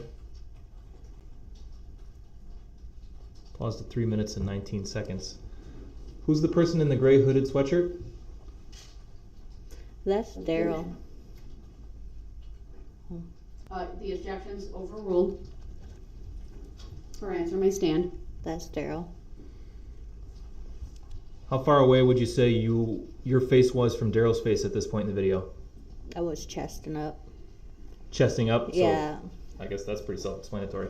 Do you see Darrell Brooks either in the courtroom or on any monitors in the courtroom right now? Yeah. Your Honor, and actually for this point I would ask that the court order the defendant to remove his mask. Mr. Brooks, you're ordered to remove your mask.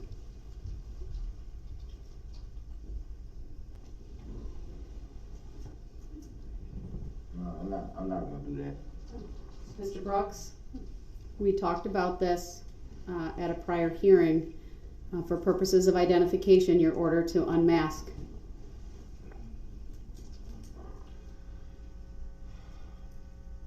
Thank you, sir.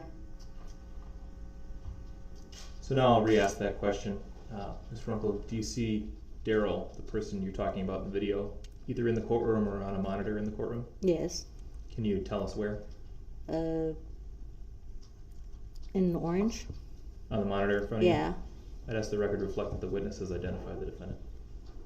The record will so reflect. Thank you, Mr. Brooks. You can remask. Let's hit play and resume at 3 minutes and 19 seconds.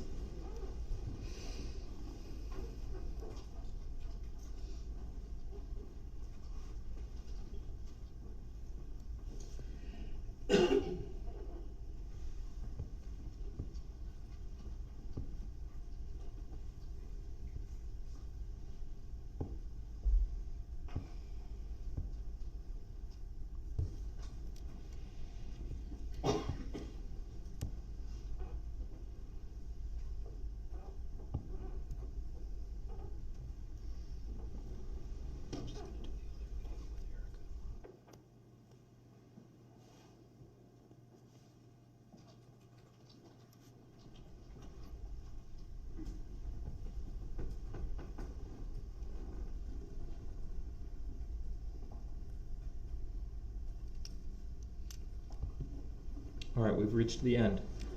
Ms. Runkle, can you tell us what was happening in that last portion of the video we just watched?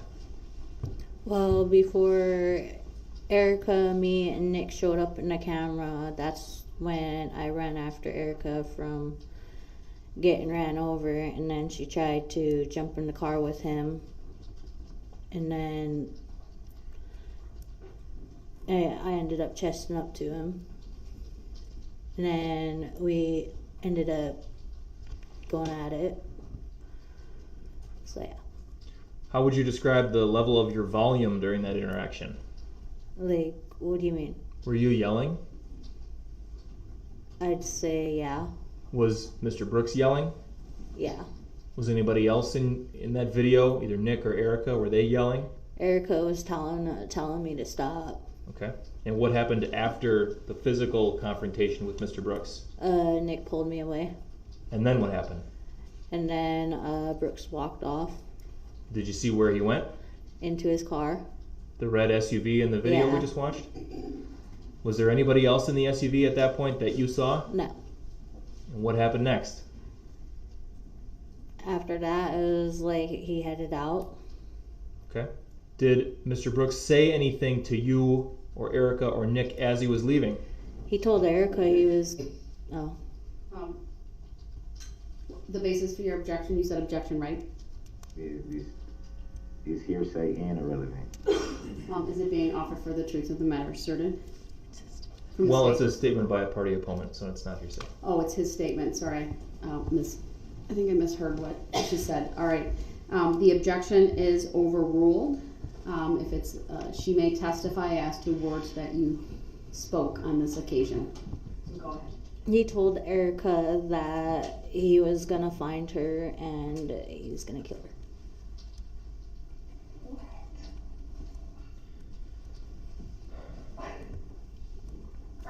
Could we pull up Exhibit 5 for the witness, please?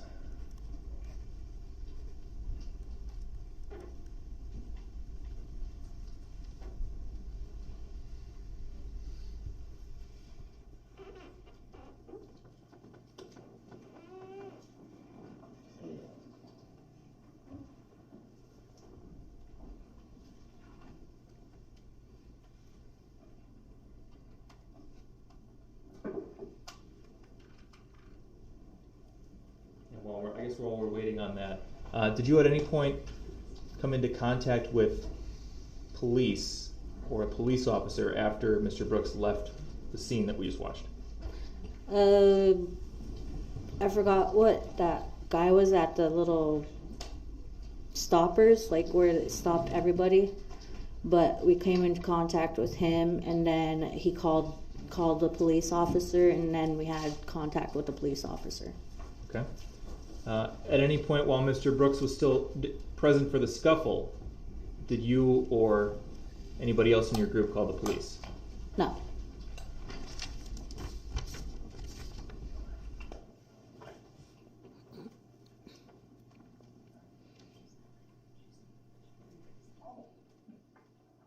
You need to turn on the safe table, please, for preview mode.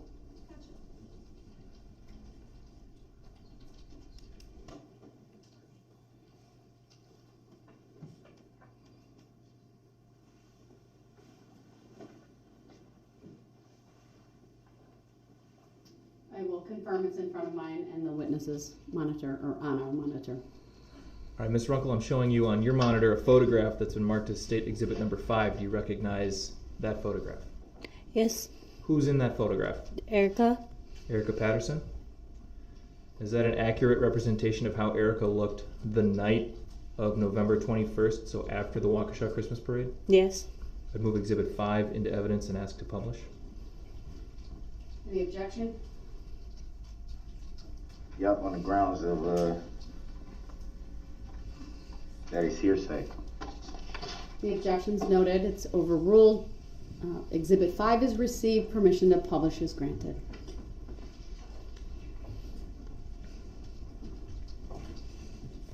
Were you with Erica Patterson the day before the parade, so November 20th? Yes.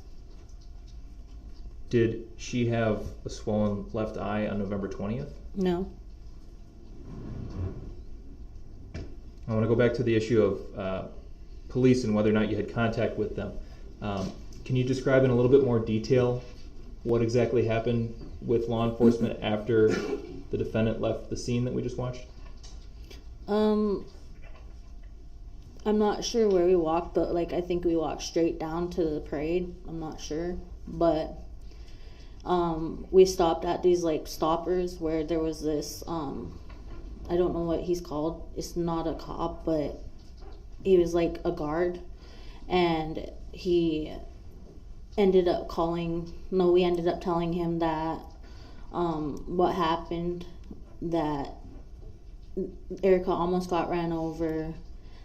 I had to pull her away from the car, and he ended up calling the cops. He told us, hold on, let me call the cops, and a cop came, and we started talking to him.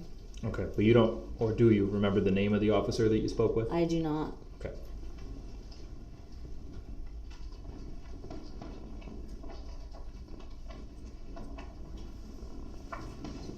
That's all the questions I have for this witness. All right, Mr. Brooks, do you have any questions for this witness? I sure do. So, my first question would be, you seem to be unclear about when you met Erica. Would you say it was roughly October or November because you wasn't sure which one? Roughly in between. Roughly in between. Yeah. I know it was before Christmas. Do you, well, you just said that you had never seen her quote unquote boyfriend or whoever she was referring to as that before the Christmas parade. Is that correct? That was, the Christmas parade was November, right? He's asking you if you had seen Not before, but the Christmas parade was November. I'm just asking, right? Okay, so no. Did she? Do you want her to restate her answer? She answered. She confirmed your question. I wanted to be direct. Okay, no, I have not. So you just testified that you can identify who was driving the said vehicle as soon as you saw the video played. If you've never seen the driver before that day, how would you even know who it was? I'll object. That is not a clear question. This is just going to confuse the witness. It's confused me. Also state it, Mr. Brooks, rephrase the question, please. Would you play the video again, the first 10 seconds? I'm guessing that it was. Be Exhibit 3. Exhibit 3. You want us to put? You want the first 10 seconds of exhibit played? Show the witness the first couple of seconds of the. All right, it's up.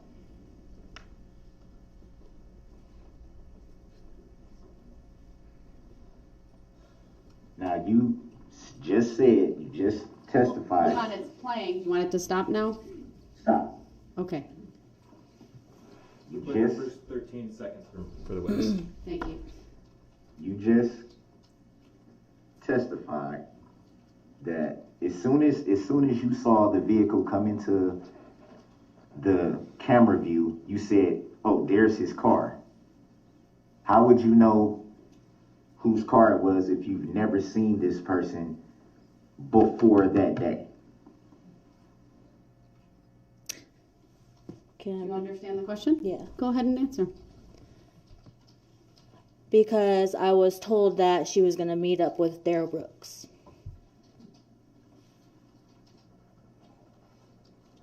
So you were told this directly from Erica.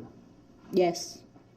Did at any time she ever tell you what kind of car he had and what kind of car he would be meeting up with her with, quote unquote?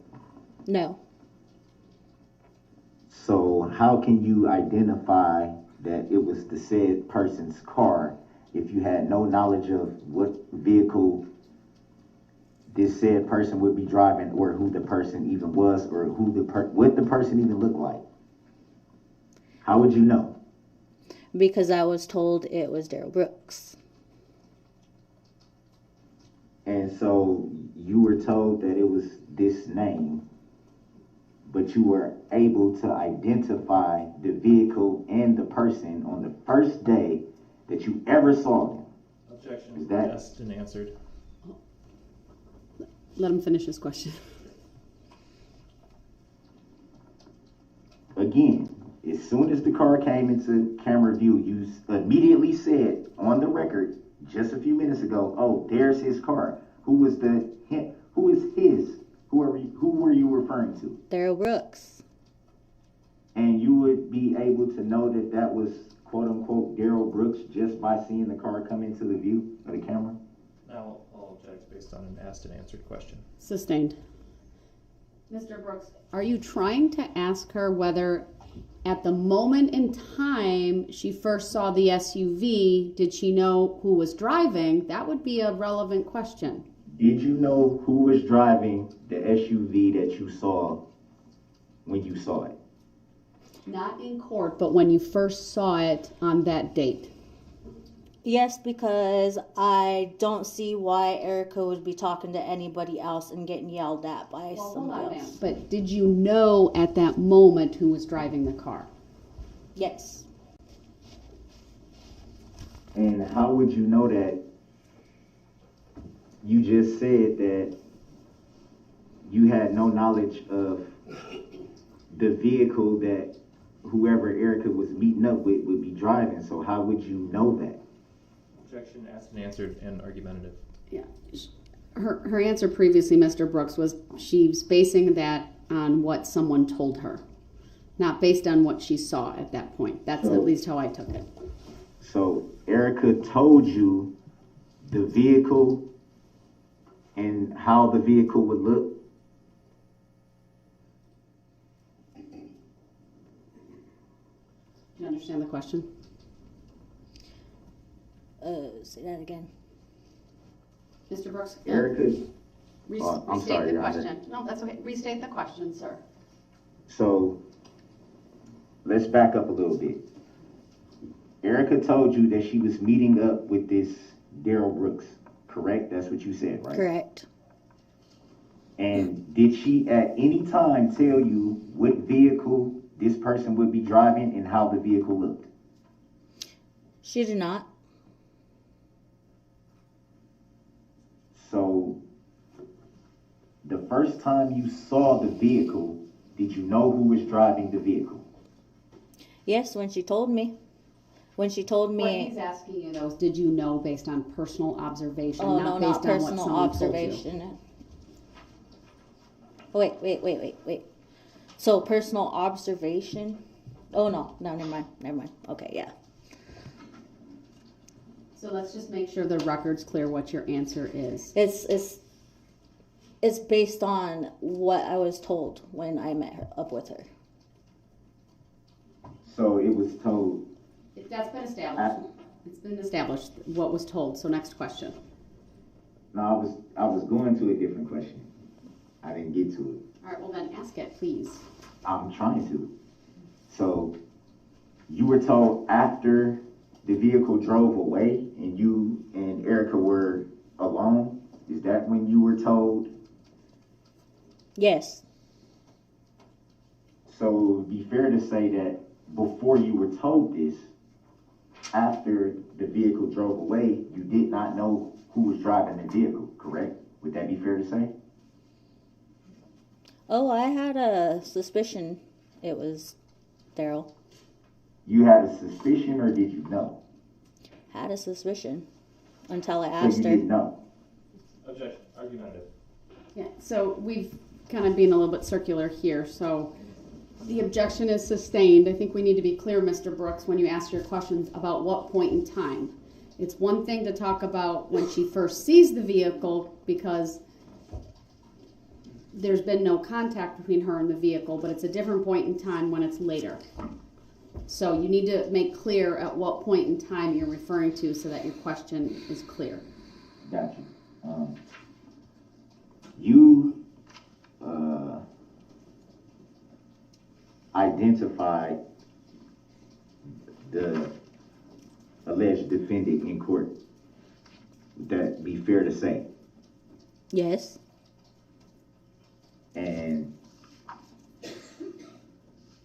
the alleged defendant that you identified was the same person that you saw driving the vehicle that day.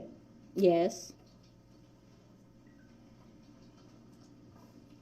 The video also shows that, well, let me back up. Matter of fact, let me ask a different question. You made reference to hanging out with Erica in the park, correct? Yes. With maybe one other person Yeah. present? Yes. Thank you. Hanging out, what were you guys actually doing? Drinking? So, would it be fair to say that because of alcohol being involved, that there may have been a misinterpretation of what you saw? Or No. what you thought you saw? Objection calls for speculation. The question, the way it's asked, calls for speculation. If you could please rephrase it. Oh, I asked it different. How much were you drinking? Was it a few beers, a bottle, Half a something to that pint. effect? Half a pint. Do you remember what you were drinking? Vodka.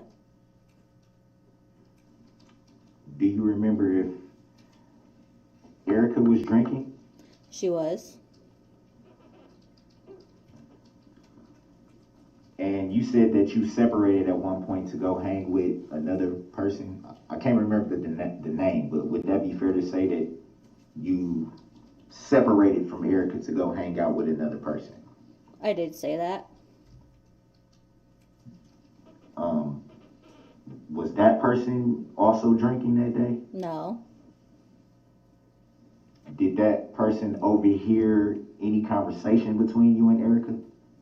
No.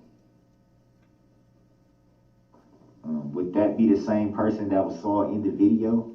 Yes. So that would be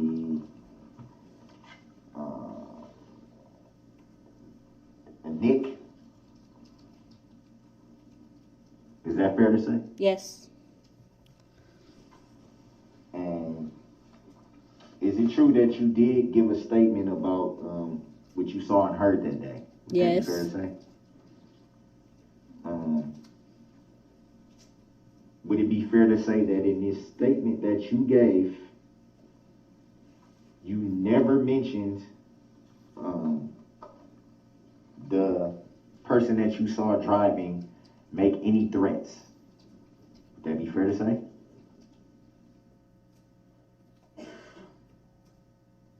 I never mentioned. Well, I have the statement right here in front of me. Would it be fair to say that the statement that you gave that day, that you do not say in your statement that you heard any threats being made or yelled towards Erica? Would that be fair to say? Possibly. So do you remember giving a statement? I remember giving a statement. Do you remember what you said in your statement? I do. So I'm going to ask you again because I just asked. I have your statement in front of me. You did not mention any threats being yelled or made towards Erica. Would that be fair to say? I did mention some. What exactly did you mention? That you were yelling at her, saying that you were gonna kill her and to get in the car. And that's in your statement. Yes. Would you like me to read your statement to you? Yes. You sure? Yeah, sure. So I'll object based on the procedure that the defendant is employing at this point. Sure. Mr. Brooks, there is a procedure. I can have the state bring up her statement, I hope, electronically to show her. It would, That and would be then, fine, Your Honor. all right. Bring it up for her to see. You'll want to direct her to what part. You can ask her to review it, ask her if that refreshes her recollection, and then you can ask her a question. Or even show her that and ask a direct question about it would be another way. Okay, this is not it right now. No, they'll get it up. It just takes a moment. Okay, I'm sorry.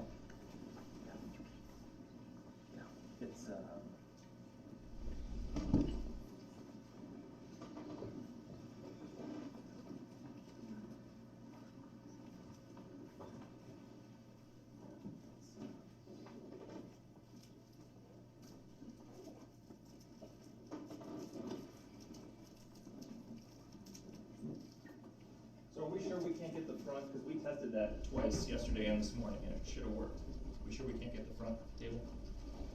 We can try.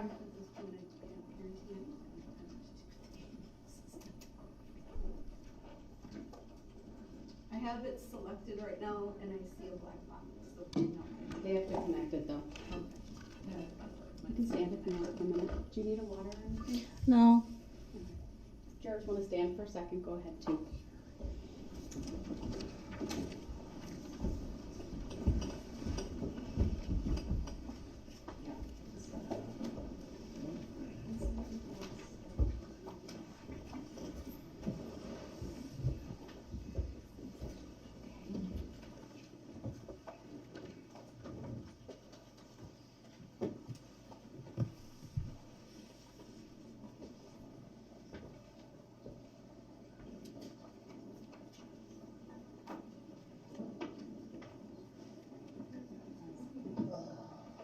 We have a lot of new technology in this courtroom, and it's great when it works. But it's a lot to get used to. Excuse me, Your Honor, if I may ask you, are we still on the record right now, or we are? Okay. We are. We're just taking a stretch break, but we're still on the record. Why they? Okay. I was gonna say something to the bailiff, and I didn't want to be disrespectful by. Do you want me to mute you for a second so you can? Oh no, it's fine. It's fine.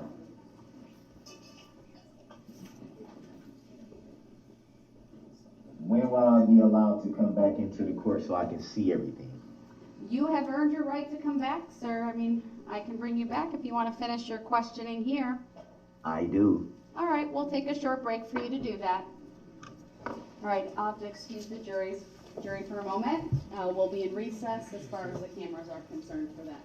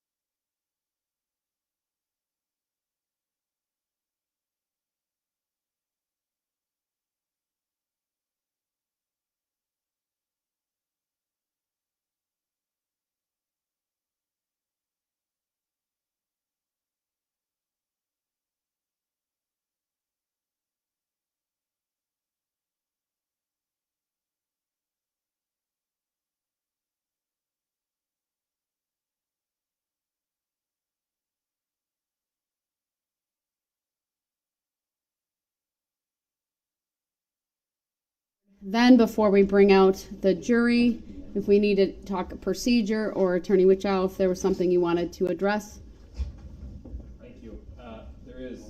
I think there may have been some misunderstanding on the nature of this statement in question. This witness provided a statement to a police detective, who then wrote a police report summarizing the statement. So the proper method at this point for the defendant would be to confront her by orally quoting from that, asking if she said or didn't say these things. To show her this statement we're not refreshing her recollection. She didn't write this. Ah, I see. So I didn't know that, but that certainly makes a lot of sense. Mr. Brooks, did you hear what Attorney Witchow just said about the procedure? Is it a way to verify that that is in fact procedure? Just to be clear for the record. Can we verify it? I had referenced earlier that I thought you were trying, we might be showing her the statement to help refresh her recollection, but I don't have any of the statements in front of me, and I wasn't aware that it's the police report that may be referenced is written by someone other than this witness. She wrote a statement apparently, but the police report is a summary of her statement. So how we that kind of makes it problematic though. You could probably see what I'm getting at, Your Honor, by if it's a summary of what she said. Do you have the statement do you have a written statement of hers? Yes, I'm trying to get back to it. You know, I got a lot of stuff coming over here. I know.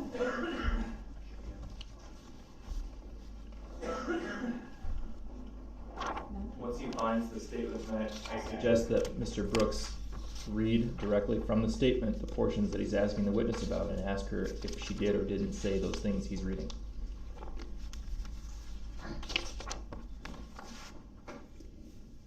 Does the state have it available to put on the monitor if he's having difficulty finding his copy? Sure. Let's do that, please. What was that? I missed that last part, I'm sorry. It'll be on the monitor in front of you. Oh, we can, yeah, there you go. If you can't find, this is this.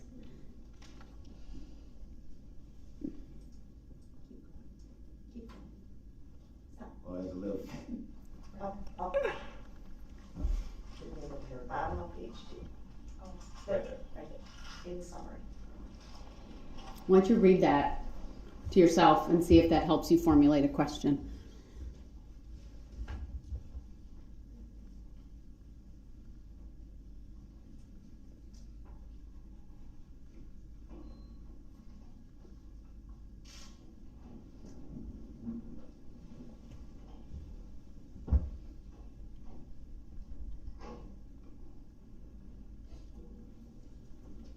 You need to scroll down a little bit. Yeah.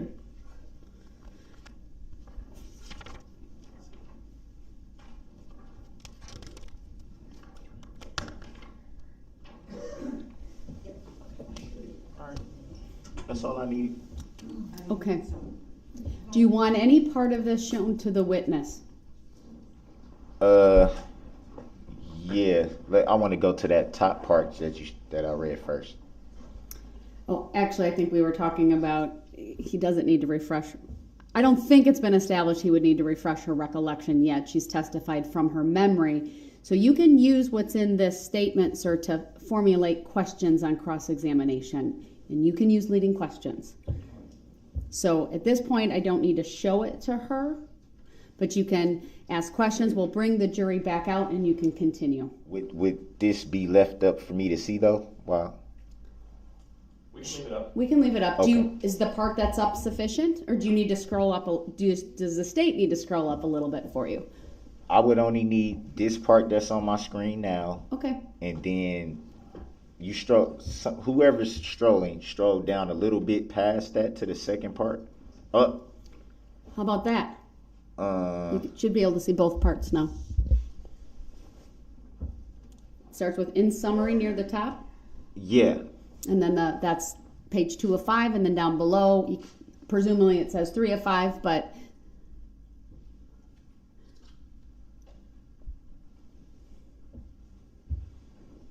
I'd like to bring the jury out, so let me know when you're ready. Okay, I'm ready. All right, let's have the jury brought back in. Mr. Brooks, you're doing a good job at I'm coming up with questions and attempting. following the process, and I appreciate you asking to come back over here.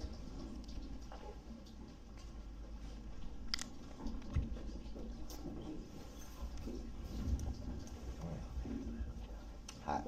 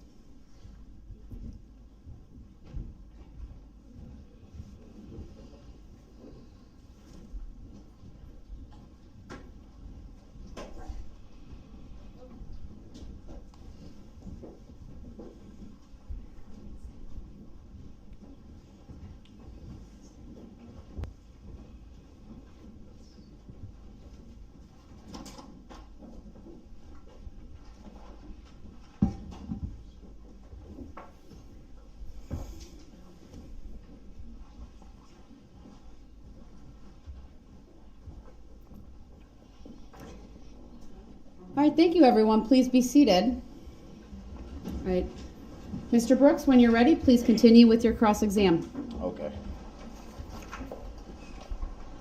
I'm gonna give everybody time to settle back in for a few seconds. Okay.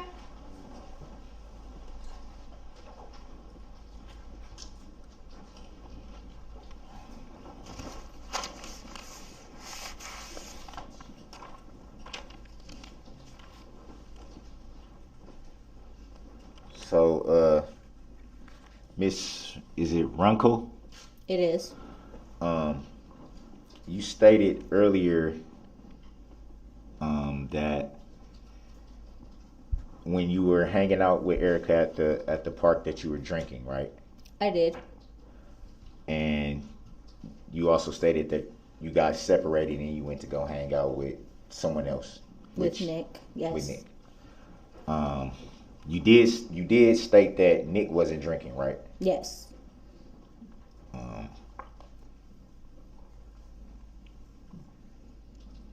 So I want to ask,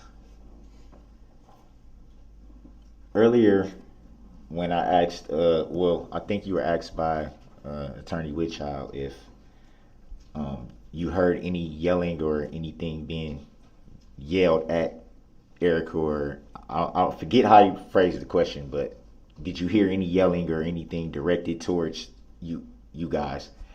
And do you remember what you said?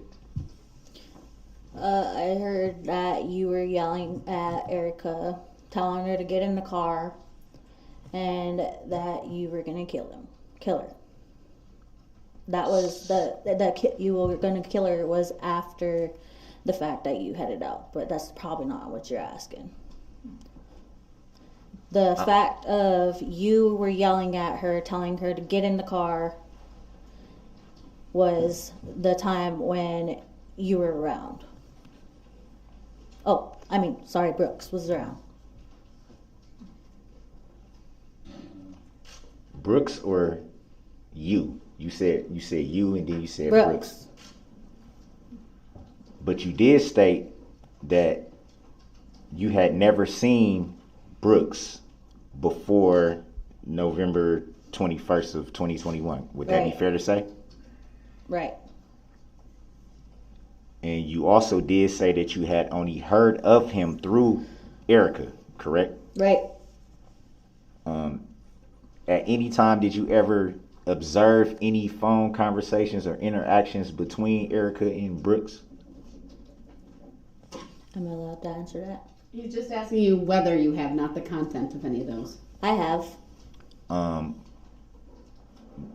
Would it be fair to say that you knew a lot of details about their relationship? Would that be fair to say? I did. What specifically did you know before November 21st, 2021? Mr. Brooks? Sure you want to ask that question. Think about some of the pretrial rulings I've made. Let me rephrase that. Okay, good idea. I'm sorry, I'm new.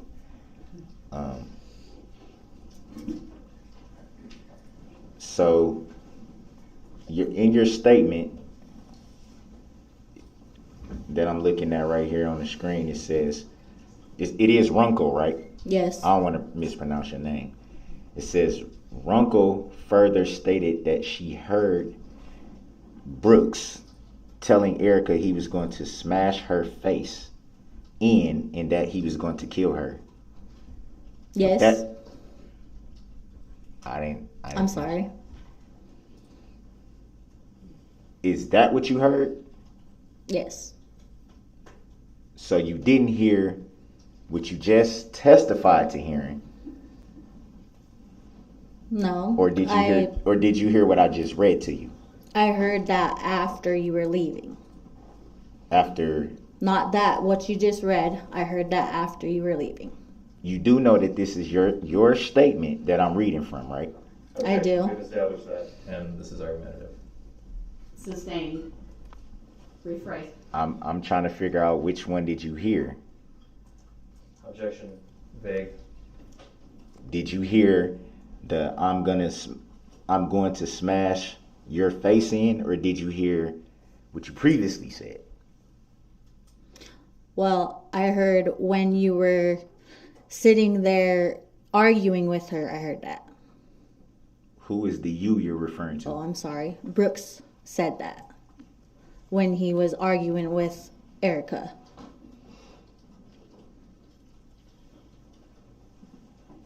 And you claim that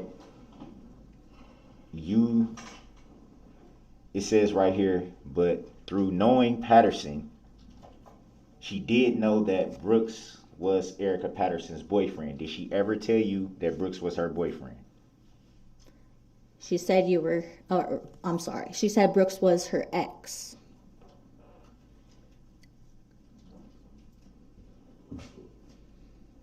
I'm a little confused by the statement and then the testimony right now. Objection. That's not a question. Sustained. Mr. Brooks, you need to formulate a question for the witness. Did you ever hear, now this is coming from your statement, Runkle stated that after a short dispute between her, Kirby, I guess that would be referring to Nick. Yes. After a short dispute between her, Kirby, and Brooks, she saw Brooks get back into the red SUV and heard him saying something to the effect of, I don't swear, so F you, effing bees, you're dead. Did you at any time hear anything like that? Yes. So when you just testified, why did that part of your statement never come up? Why did you never say that? Because it probably wasn't brought up at that time, but it's in my memory. So what all exactly did you hear?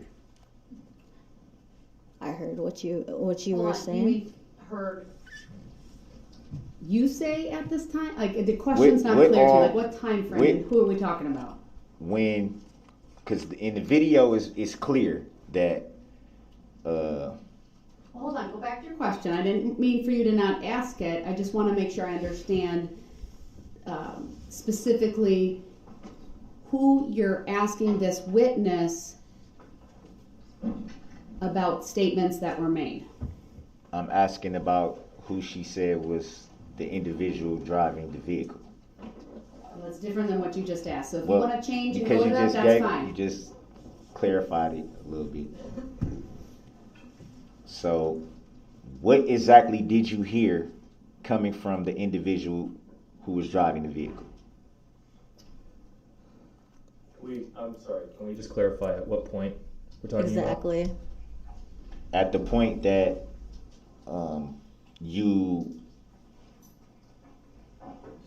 I guess I would refer back to the video at that point that we saw on the video.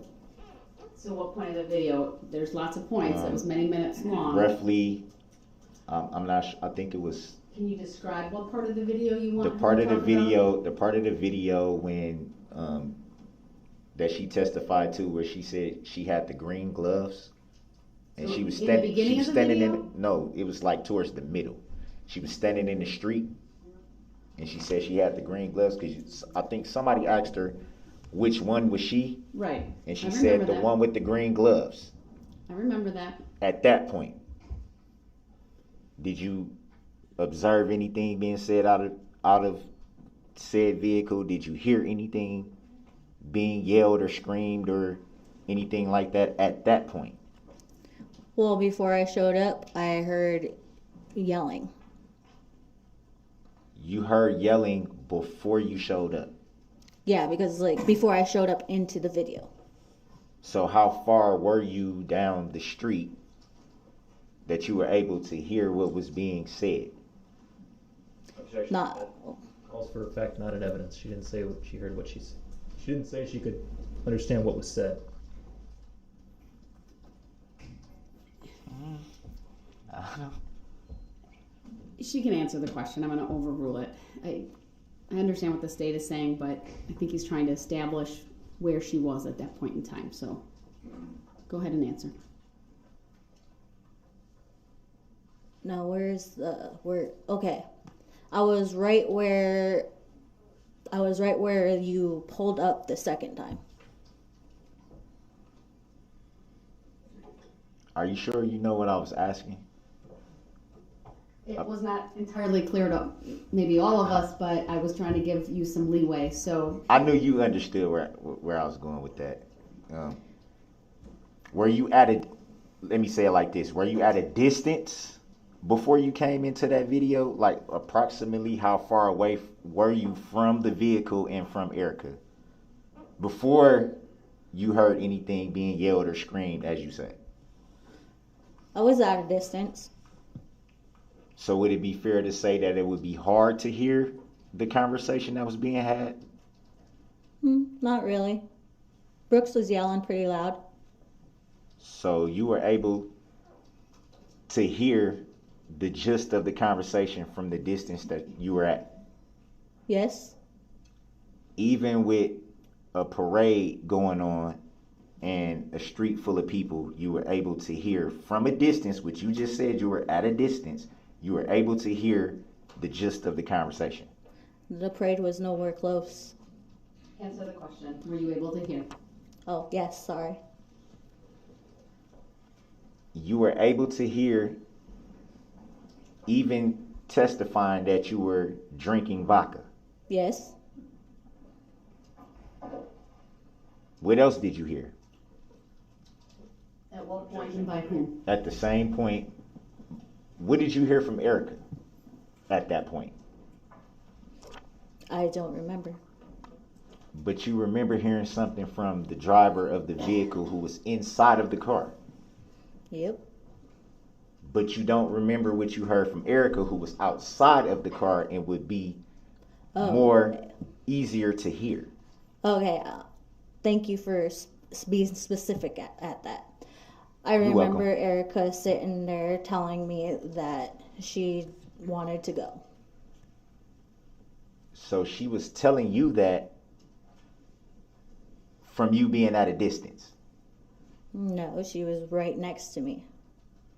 That was when she was walking towards. She said, "Come on, let's go." At what point was that? Because you just testified that you were at a distance.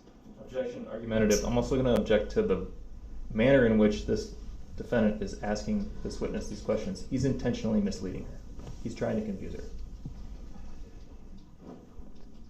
Mr. Brooks, the purpose of cross-examination is to ask questions that are relevant, test her credibility, other things like that. It gets to be a little confusing, at times maybe a little argumentative. I don't have all the reports in front of me, so I can't say whether it's misleading or not. But ask a direct question. You're able to ask leading questions so that she can answer directly. Be as specific as you can, time, place, circumstances. It's helpful for all. I mean, the video is very clear that But you can't testify right now, right? You can't make an argument about the video. So your opinion about it right now, that's not appropriate. I want to Keep going. For the record, the objection was sustained. You made a reference to being a reference to chesting up with the driver of the vehicle. What was said at that point between you and who you were chesting up with? Well, I'm not gonna go back to that, but I was sitting there saying that you shouldn't be hitting a woman. No, Brooks should not be hitting a woman, and Brooks was saying that Erica Patterson is not a woman. Are you sure that's what you heard? At that moment when you were chesting up, in your words? Yes. You're sure that's what you heard? Yes. What then happened from that point? Then we started brawling it out. Oh, me and Brooks started brawling it out. What do you mean by brawling it out? Threw a couple punches. I threw a punch. Brooks smacked me.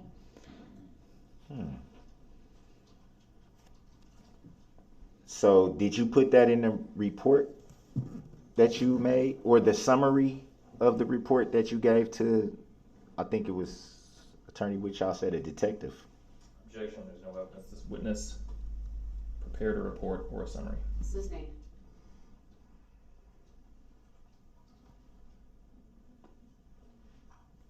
Did you report that in your report?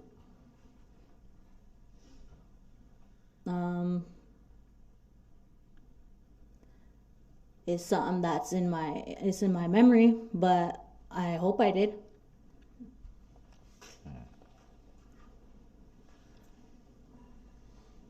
Would it be fair to say that if you had just brawled with someone and talked to a detective that you would report it? Would that be fair to say?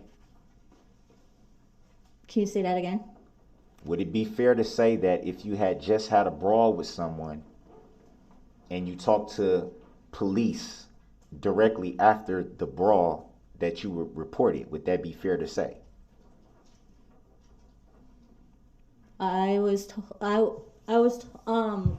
Okay. I know you're asking a question, but Hold on. You need to ask. You do need to ask. okay. You do need to answer his question. It called for a yes or no answer. Okay, it's not in the report.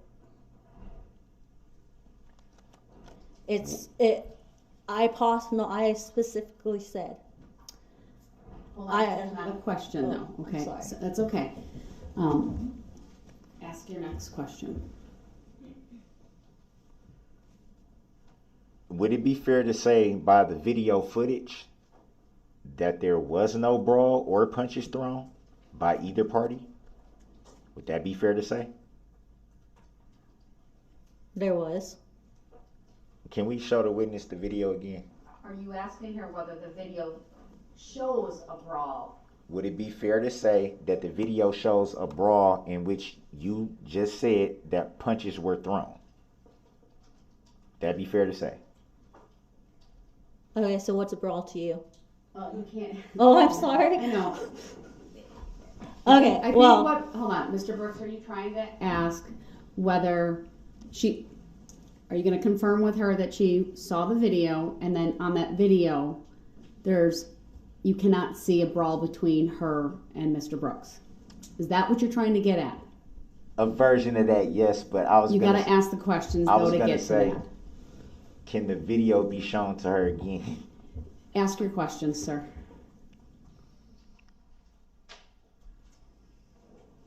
In the video that you saw, would it be fair to say that a brawl was not depicted on that video? Would that be fair to say? I don't know big words. What's depicted? Can you see it in the video? Is that what you mean? Yes. That's what I mean. Yes, I could see it. You could see the brawl? Yeah, I say it's a brawl. It's just it's just like a push, looks like a push, but it was a smack. And I got up and, yeah. You got up, so you I got up and swung. You were knocked to the ground? No. So where did you get up from? From being pushed and smacked. So you fell to the ground? I didn't fall to the ground. Sustained. Next question, sir. So would it be fair to say that in the video it shows you being knocked to the ground? I was not knocked to the ground. I staggered back. Would it be?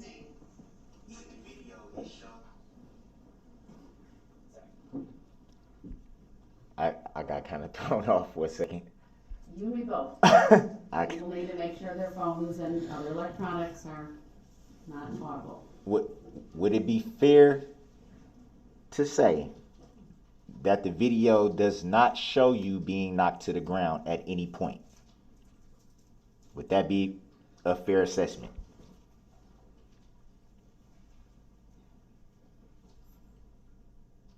So I'll object to relevance because the witness never testified that she was knocked to the ground. So this is not a question aimed at her credibility. She just said she got knocked to the ground. She did not. She said she got up. I'm sorry. She said she got up, which would constitute being, if you're not knocked to the ground or down, war you can't words get up. here, Mr. Brooks. I'm sorry. It's okay. No, she was clear. I think she clarified what it meant by getting up, and it might mean something different to you than it does to her. But we need to keep going. So can I ask what is getting up? What does getting up mean to you? Stagger back. So it would be fair to ask you then, does the video show you staggering back? It does. Does it show you being, as you called it, smacked? It does. Can we show her the video again? Go ahead. Play the video. You want it to the jury or to her? To her. All I would right. ask that we publish it. I think it's an exhibit, sir, and let's publish it. Okay.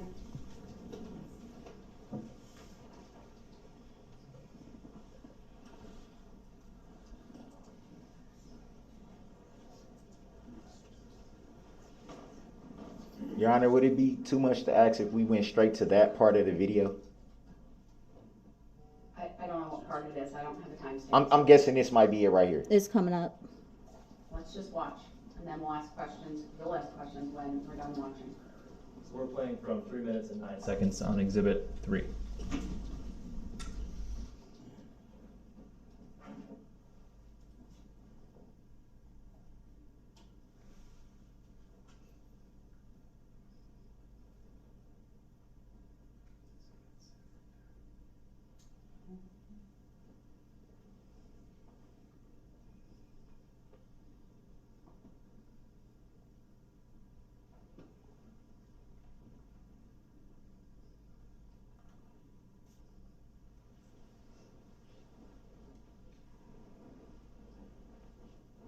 You can stop. That's All right. What's the time for the stopping of the video, please? 3 minutes and 47 seconds.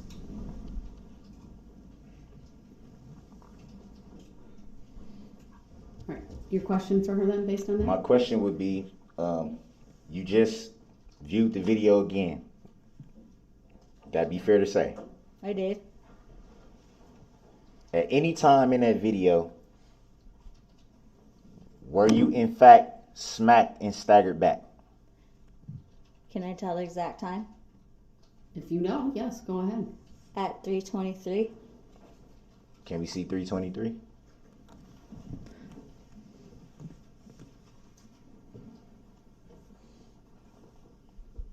Go ahead.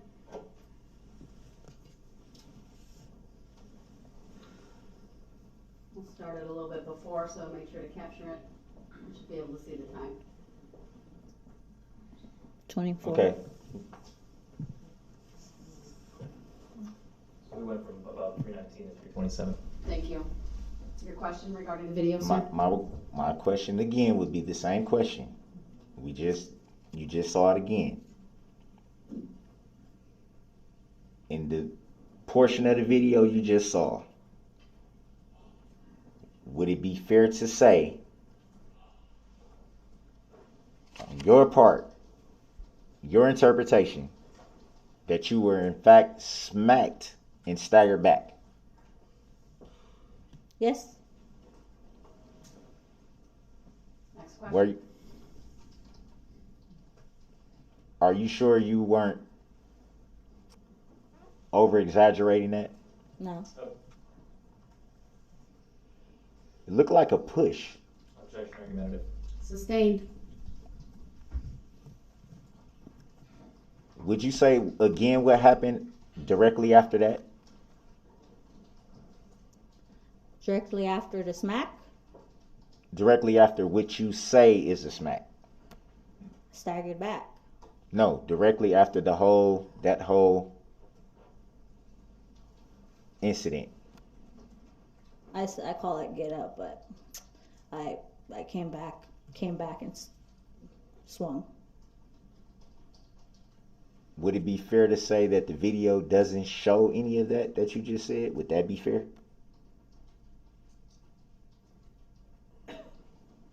It shows it somewhere.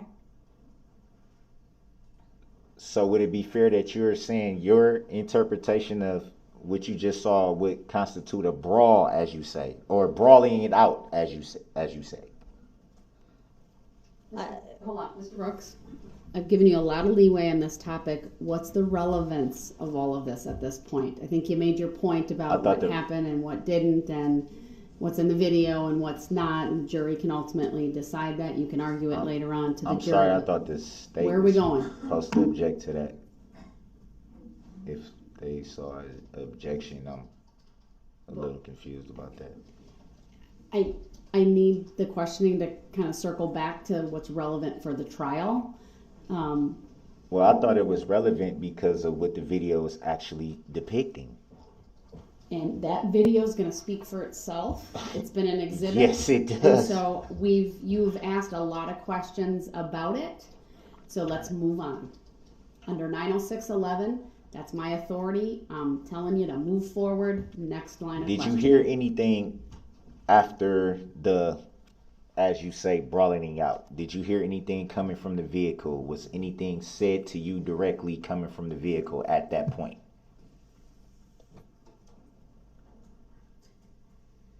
Do you understand the question? Would it be after you leave? Oh wait, Brooks leaves? Or when I was Brooks gets clearing in? what I just asked after the brawling it out. But you asked directed at her, and then you said anything from the vehicle. So that's a compound question. So you need to be specific. Did you hear anything after the brawling it out, as you say? Did you hear anything directed towards you?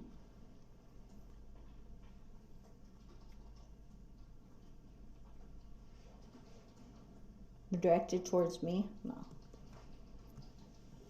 Did you hear anything directed towards Nick?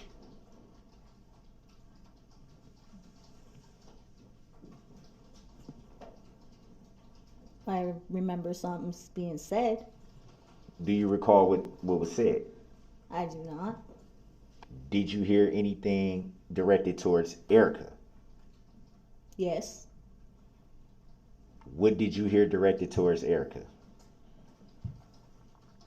At what time? Right after the brawling it out, as you say. Did you hear anything directed specifically towards Erica? Not till he left. No, not till Brooks left. Would you say that again? Not till Brooks left. So, did you or did you not hear anything directed towards Erica after the brawling it out, as you say? Oh, okay, no. So can we pull that statement up again? Go ahead.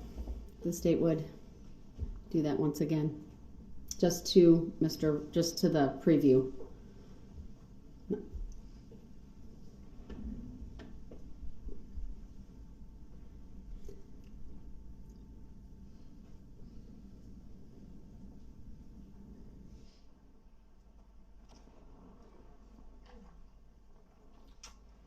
I'm reading directly from the statement where it says, Mr. Brooks, it may or may not be a statement, so you need to be accurate. I know you're referring to the police report. summary of the statement. I'm reading directly from the summary of the statement where it says, Runkle stated that after a short dispute between her, Kirby, and Brooks, she saw Brooks get back into the red SUV and heard him saying something to the effect of F you effing bees, you're dead, as he was leaving. So I'll object on 2 grounds. 1, asked and answered, and 2, this could confuse the witness because it's not. She used the F and the B. Sustained. It was something on the back end of that I didn't get to. I'm not sure what you mean by that, sir, but was- you've already asked that question before, so the objection is sustained. I actually don't recall asking a question directly to that part of the summary. I do. You read through that previously. Do you remember what the question was so that I don't re-ask the same question? Mr. Brooks, move on.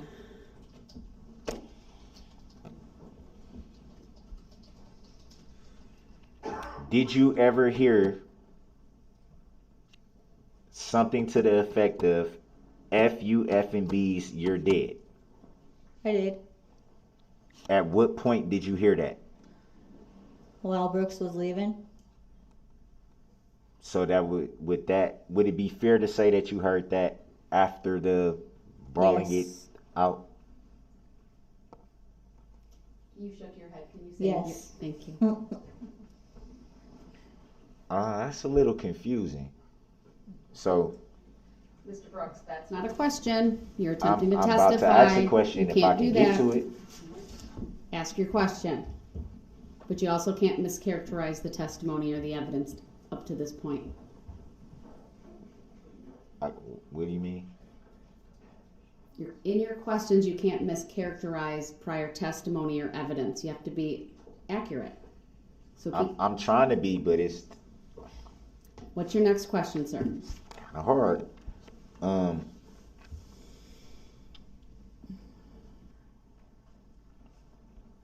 Just a quick second. Right, unless you have a different topic. It is. Anything related to this, what's in the summary, the questions regarding what she heard or didn't hear around this time, we've gone through that, you've gone through it. Under 906.11, you need to move on and ask a new line of questions. I was trying to, if I can get to it. Go ahead.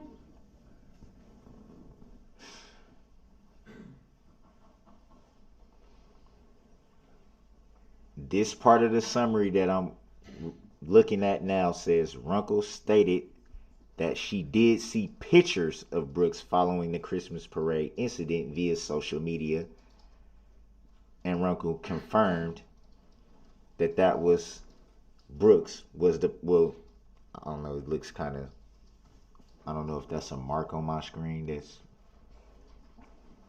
going through, okay. I couldn't read it. I'll object. I don't think there was a question there. Right. I didn't get to it yet. Well, then I'll object to the ongoing commentary with lack of any questioning.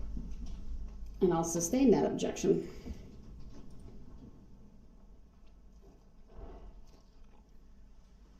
Oh, I do have a question. You said that you had known Erica roughly since you were rooming up at the women's shelter. Would that be fair to say? Yes. Do you have any idea why she would refer to you as KORI Gray? Because I go by that. So how well, or how close would you say you guys were? Close. Close, like hung out all the time, every day? Yes.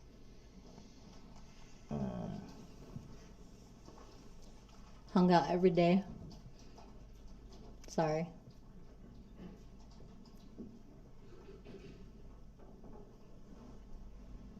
And do you know of any time before November the 21st of 2021?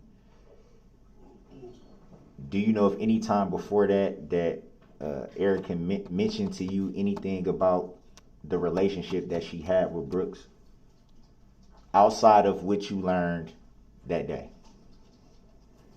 Can you say that again? At any time before November 21st of 2021, did Erica ever confide any information to you before that day? She did. What was the nature of the information? It's not allowed to be brought up. I think she's referring to a pretrial ruling that she's aware of. Yep. So, you want to rethink asking that question, sir? Otherwise, I'm going to allow her to answer it. What pretrial? I'm not going to state. No, that I'm not. right now. Are we both privy to the same pretrial procedure? There was a pretrial ruling about.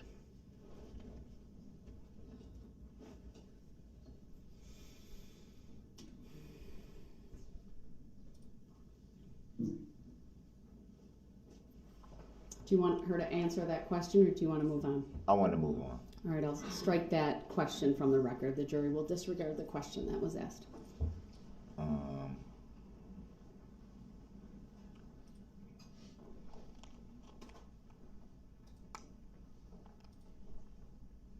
So I would want to ask, was there any, during the brawling out point, was there any interaction between the driver of the vehicle and Nick? There was. Do you remember what the nature of that interaction or exchange was between those two? I don't know. I just remember jumping in front. Do you recall any threats being made towards Nick or from Nick towards the driver of the vehicle? Oh, I do. Relevance. Overruled. She may answer. I do. Do you remember what was said specifically? Not specifically, but I remember Brooks getting mad because Nick was coming to Erica's rescue. Right along with KORI. Me. Do you recall any knife being involved in any of that situation during that exchange whatsoever? No knife. Were you aware that was why police was responding to that incident? I did not.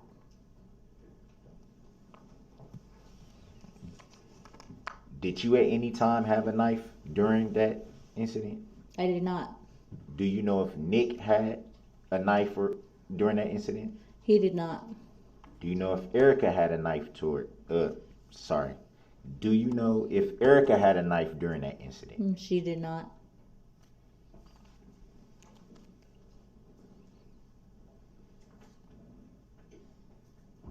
As far as your memory, do you recall reporting that a knife was involved in that incident? I do not. Do you recall if Nick reported a knife being involved in that incident? It's possible. do you recall Erica reporting that a knife was involved in that incident? I do not.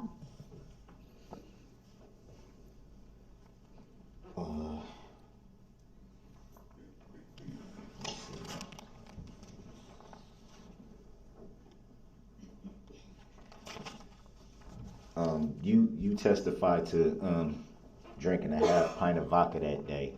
Was that the only thing you had to drink that day? Yes. Would it be fair to say that you were tipsy? Yes. Would it be fair to say that you may even have been intoxicated? No. For any reason, that day, acknowledging that you were drinking, would that have impaired your thinking of the situation in any way? No. So would it be fair to say that you were of clear and sober mind during that whole incident after drinking a half pint of vodka? Yes. So there, to the best of your memory, there wouldn't be any reason why you may have left something out or maybe not been clear about anything that happened during that specific incident. Possibly left some things out. Do you remember what they might have been? No. Do you know the plaintiff? Objection. For previous reasons. Sustained. Have you ever seen the plaintiff? Objection. Sustained.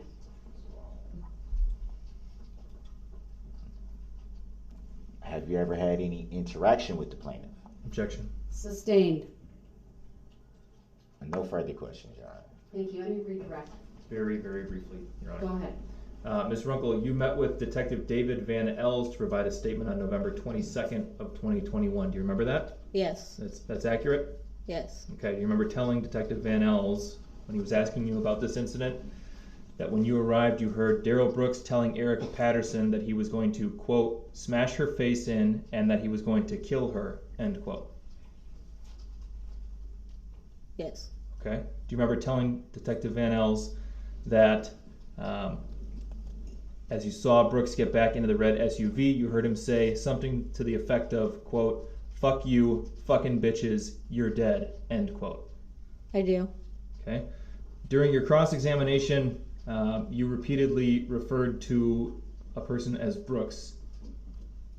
The person depicted in the video, Exhibit 3, the person that you chested up to, is that person in the courtroom? He is. Can you point him out for us and just very clearly tell us where he's sitting, what he's wearing? You want me to point? Yes, please. All right, he's right there and he's wearing orange. I'd ask the record to reflect that the witness has identified the defendant. It will. And I have no further questions. Thank you. Thank you. Thank you, ma'am. You may step down.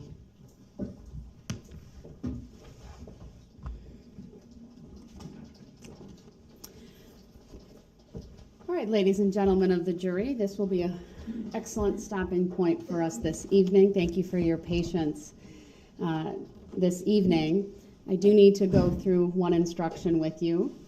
Do not begin your deliberations and discussion of the case until all the evidence is presented and I have instructed you on the law. Do not discuss this case among yourselves or with anyone else until your final deliberations in the jury room.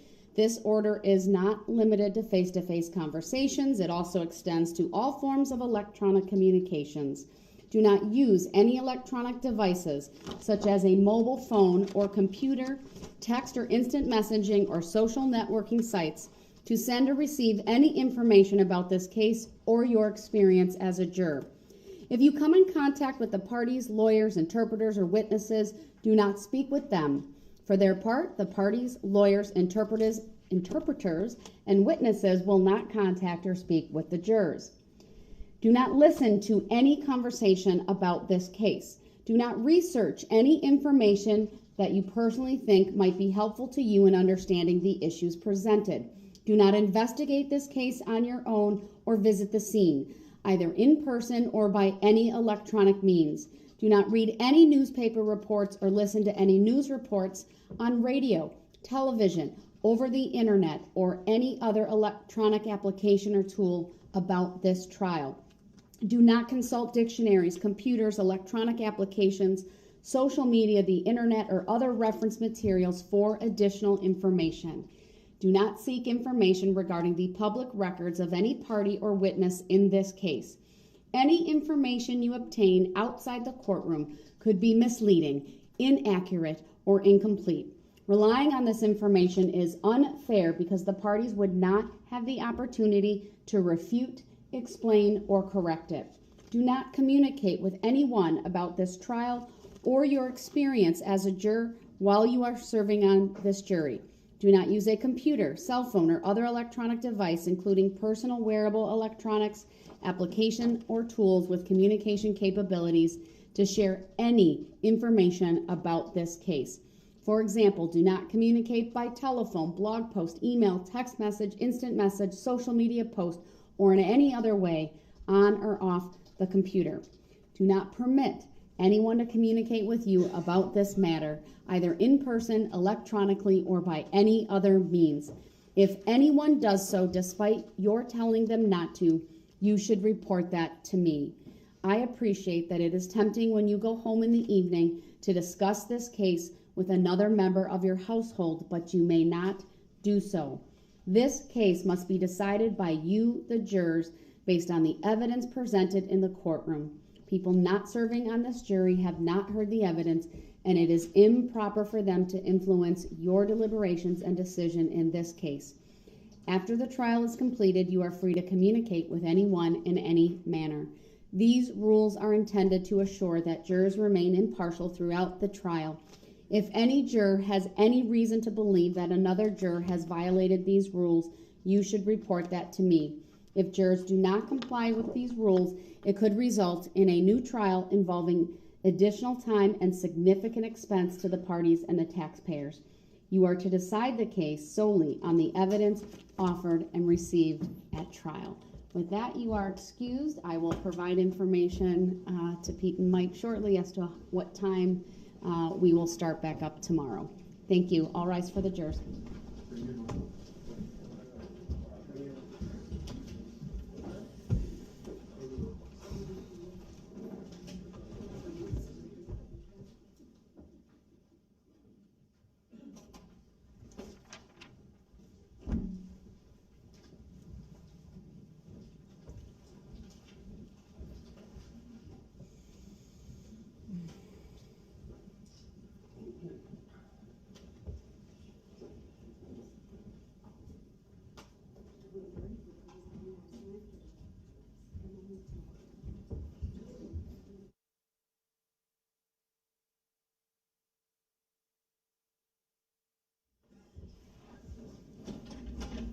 Mr. Brooks, I want to commend you for a couple of things. Number one, asking to come back into the courtroom. I really appreciate that. I appreciate you being here. I think it runs much smoother when you are here, assuming you follow all the rules, which you have done a very good job at this afternoon. I also want to commend you on cooperating with the process even before you were brought over here. You were respectful. But you also made appropriate objections. You asked questions on cross-examination. Despite not wanting to unmask at first, you did do that, and I appreciate that. You asked some cogent, relevant questions, some of which went directly to the credibility of the witness. I would add, you might not always artfully ask the questions, but I think you're making some solid points. I would encourage you to keep prepping, to have questions written out based on the materials that you have.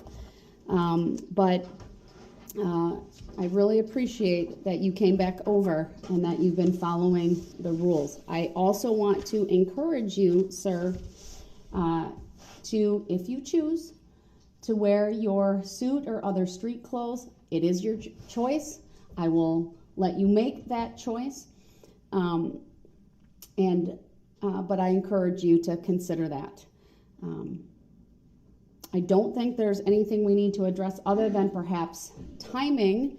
We went a little bit late here tonight, so I think I'm going to have the jurors report.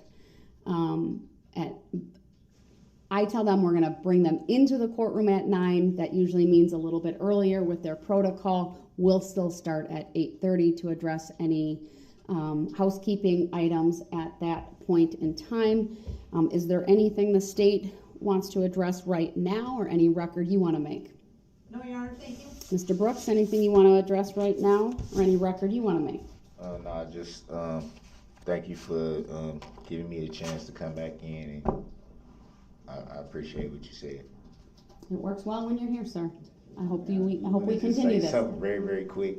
I was waiting for my COVID results to come back before I feel comfortable getting back dressed up. So I kind of just prefer to just stay in the orange right now. All right, that's your choice. They said I should be having the results. Hopefully by the time I get back, I might know something. If not, I'll know something tomorrow morning. So that would be a big influence on. Okay, fair enough. The other thing is I had not been utilizing an all rise. Sometimes you stand, sometimes you don't. It is something I'd like to go back to, especially as it relates to the jurors. It's out of respect for them. So I will be doing an all rise for when the jurors enter and exit. And just given some of our logistics, I'm not looking for an all rise for when I enter at all. So my bailiffs are aware of that. But that's it for today. Good night, everyone. We'll see everyone at 8:30 tomorrow morning.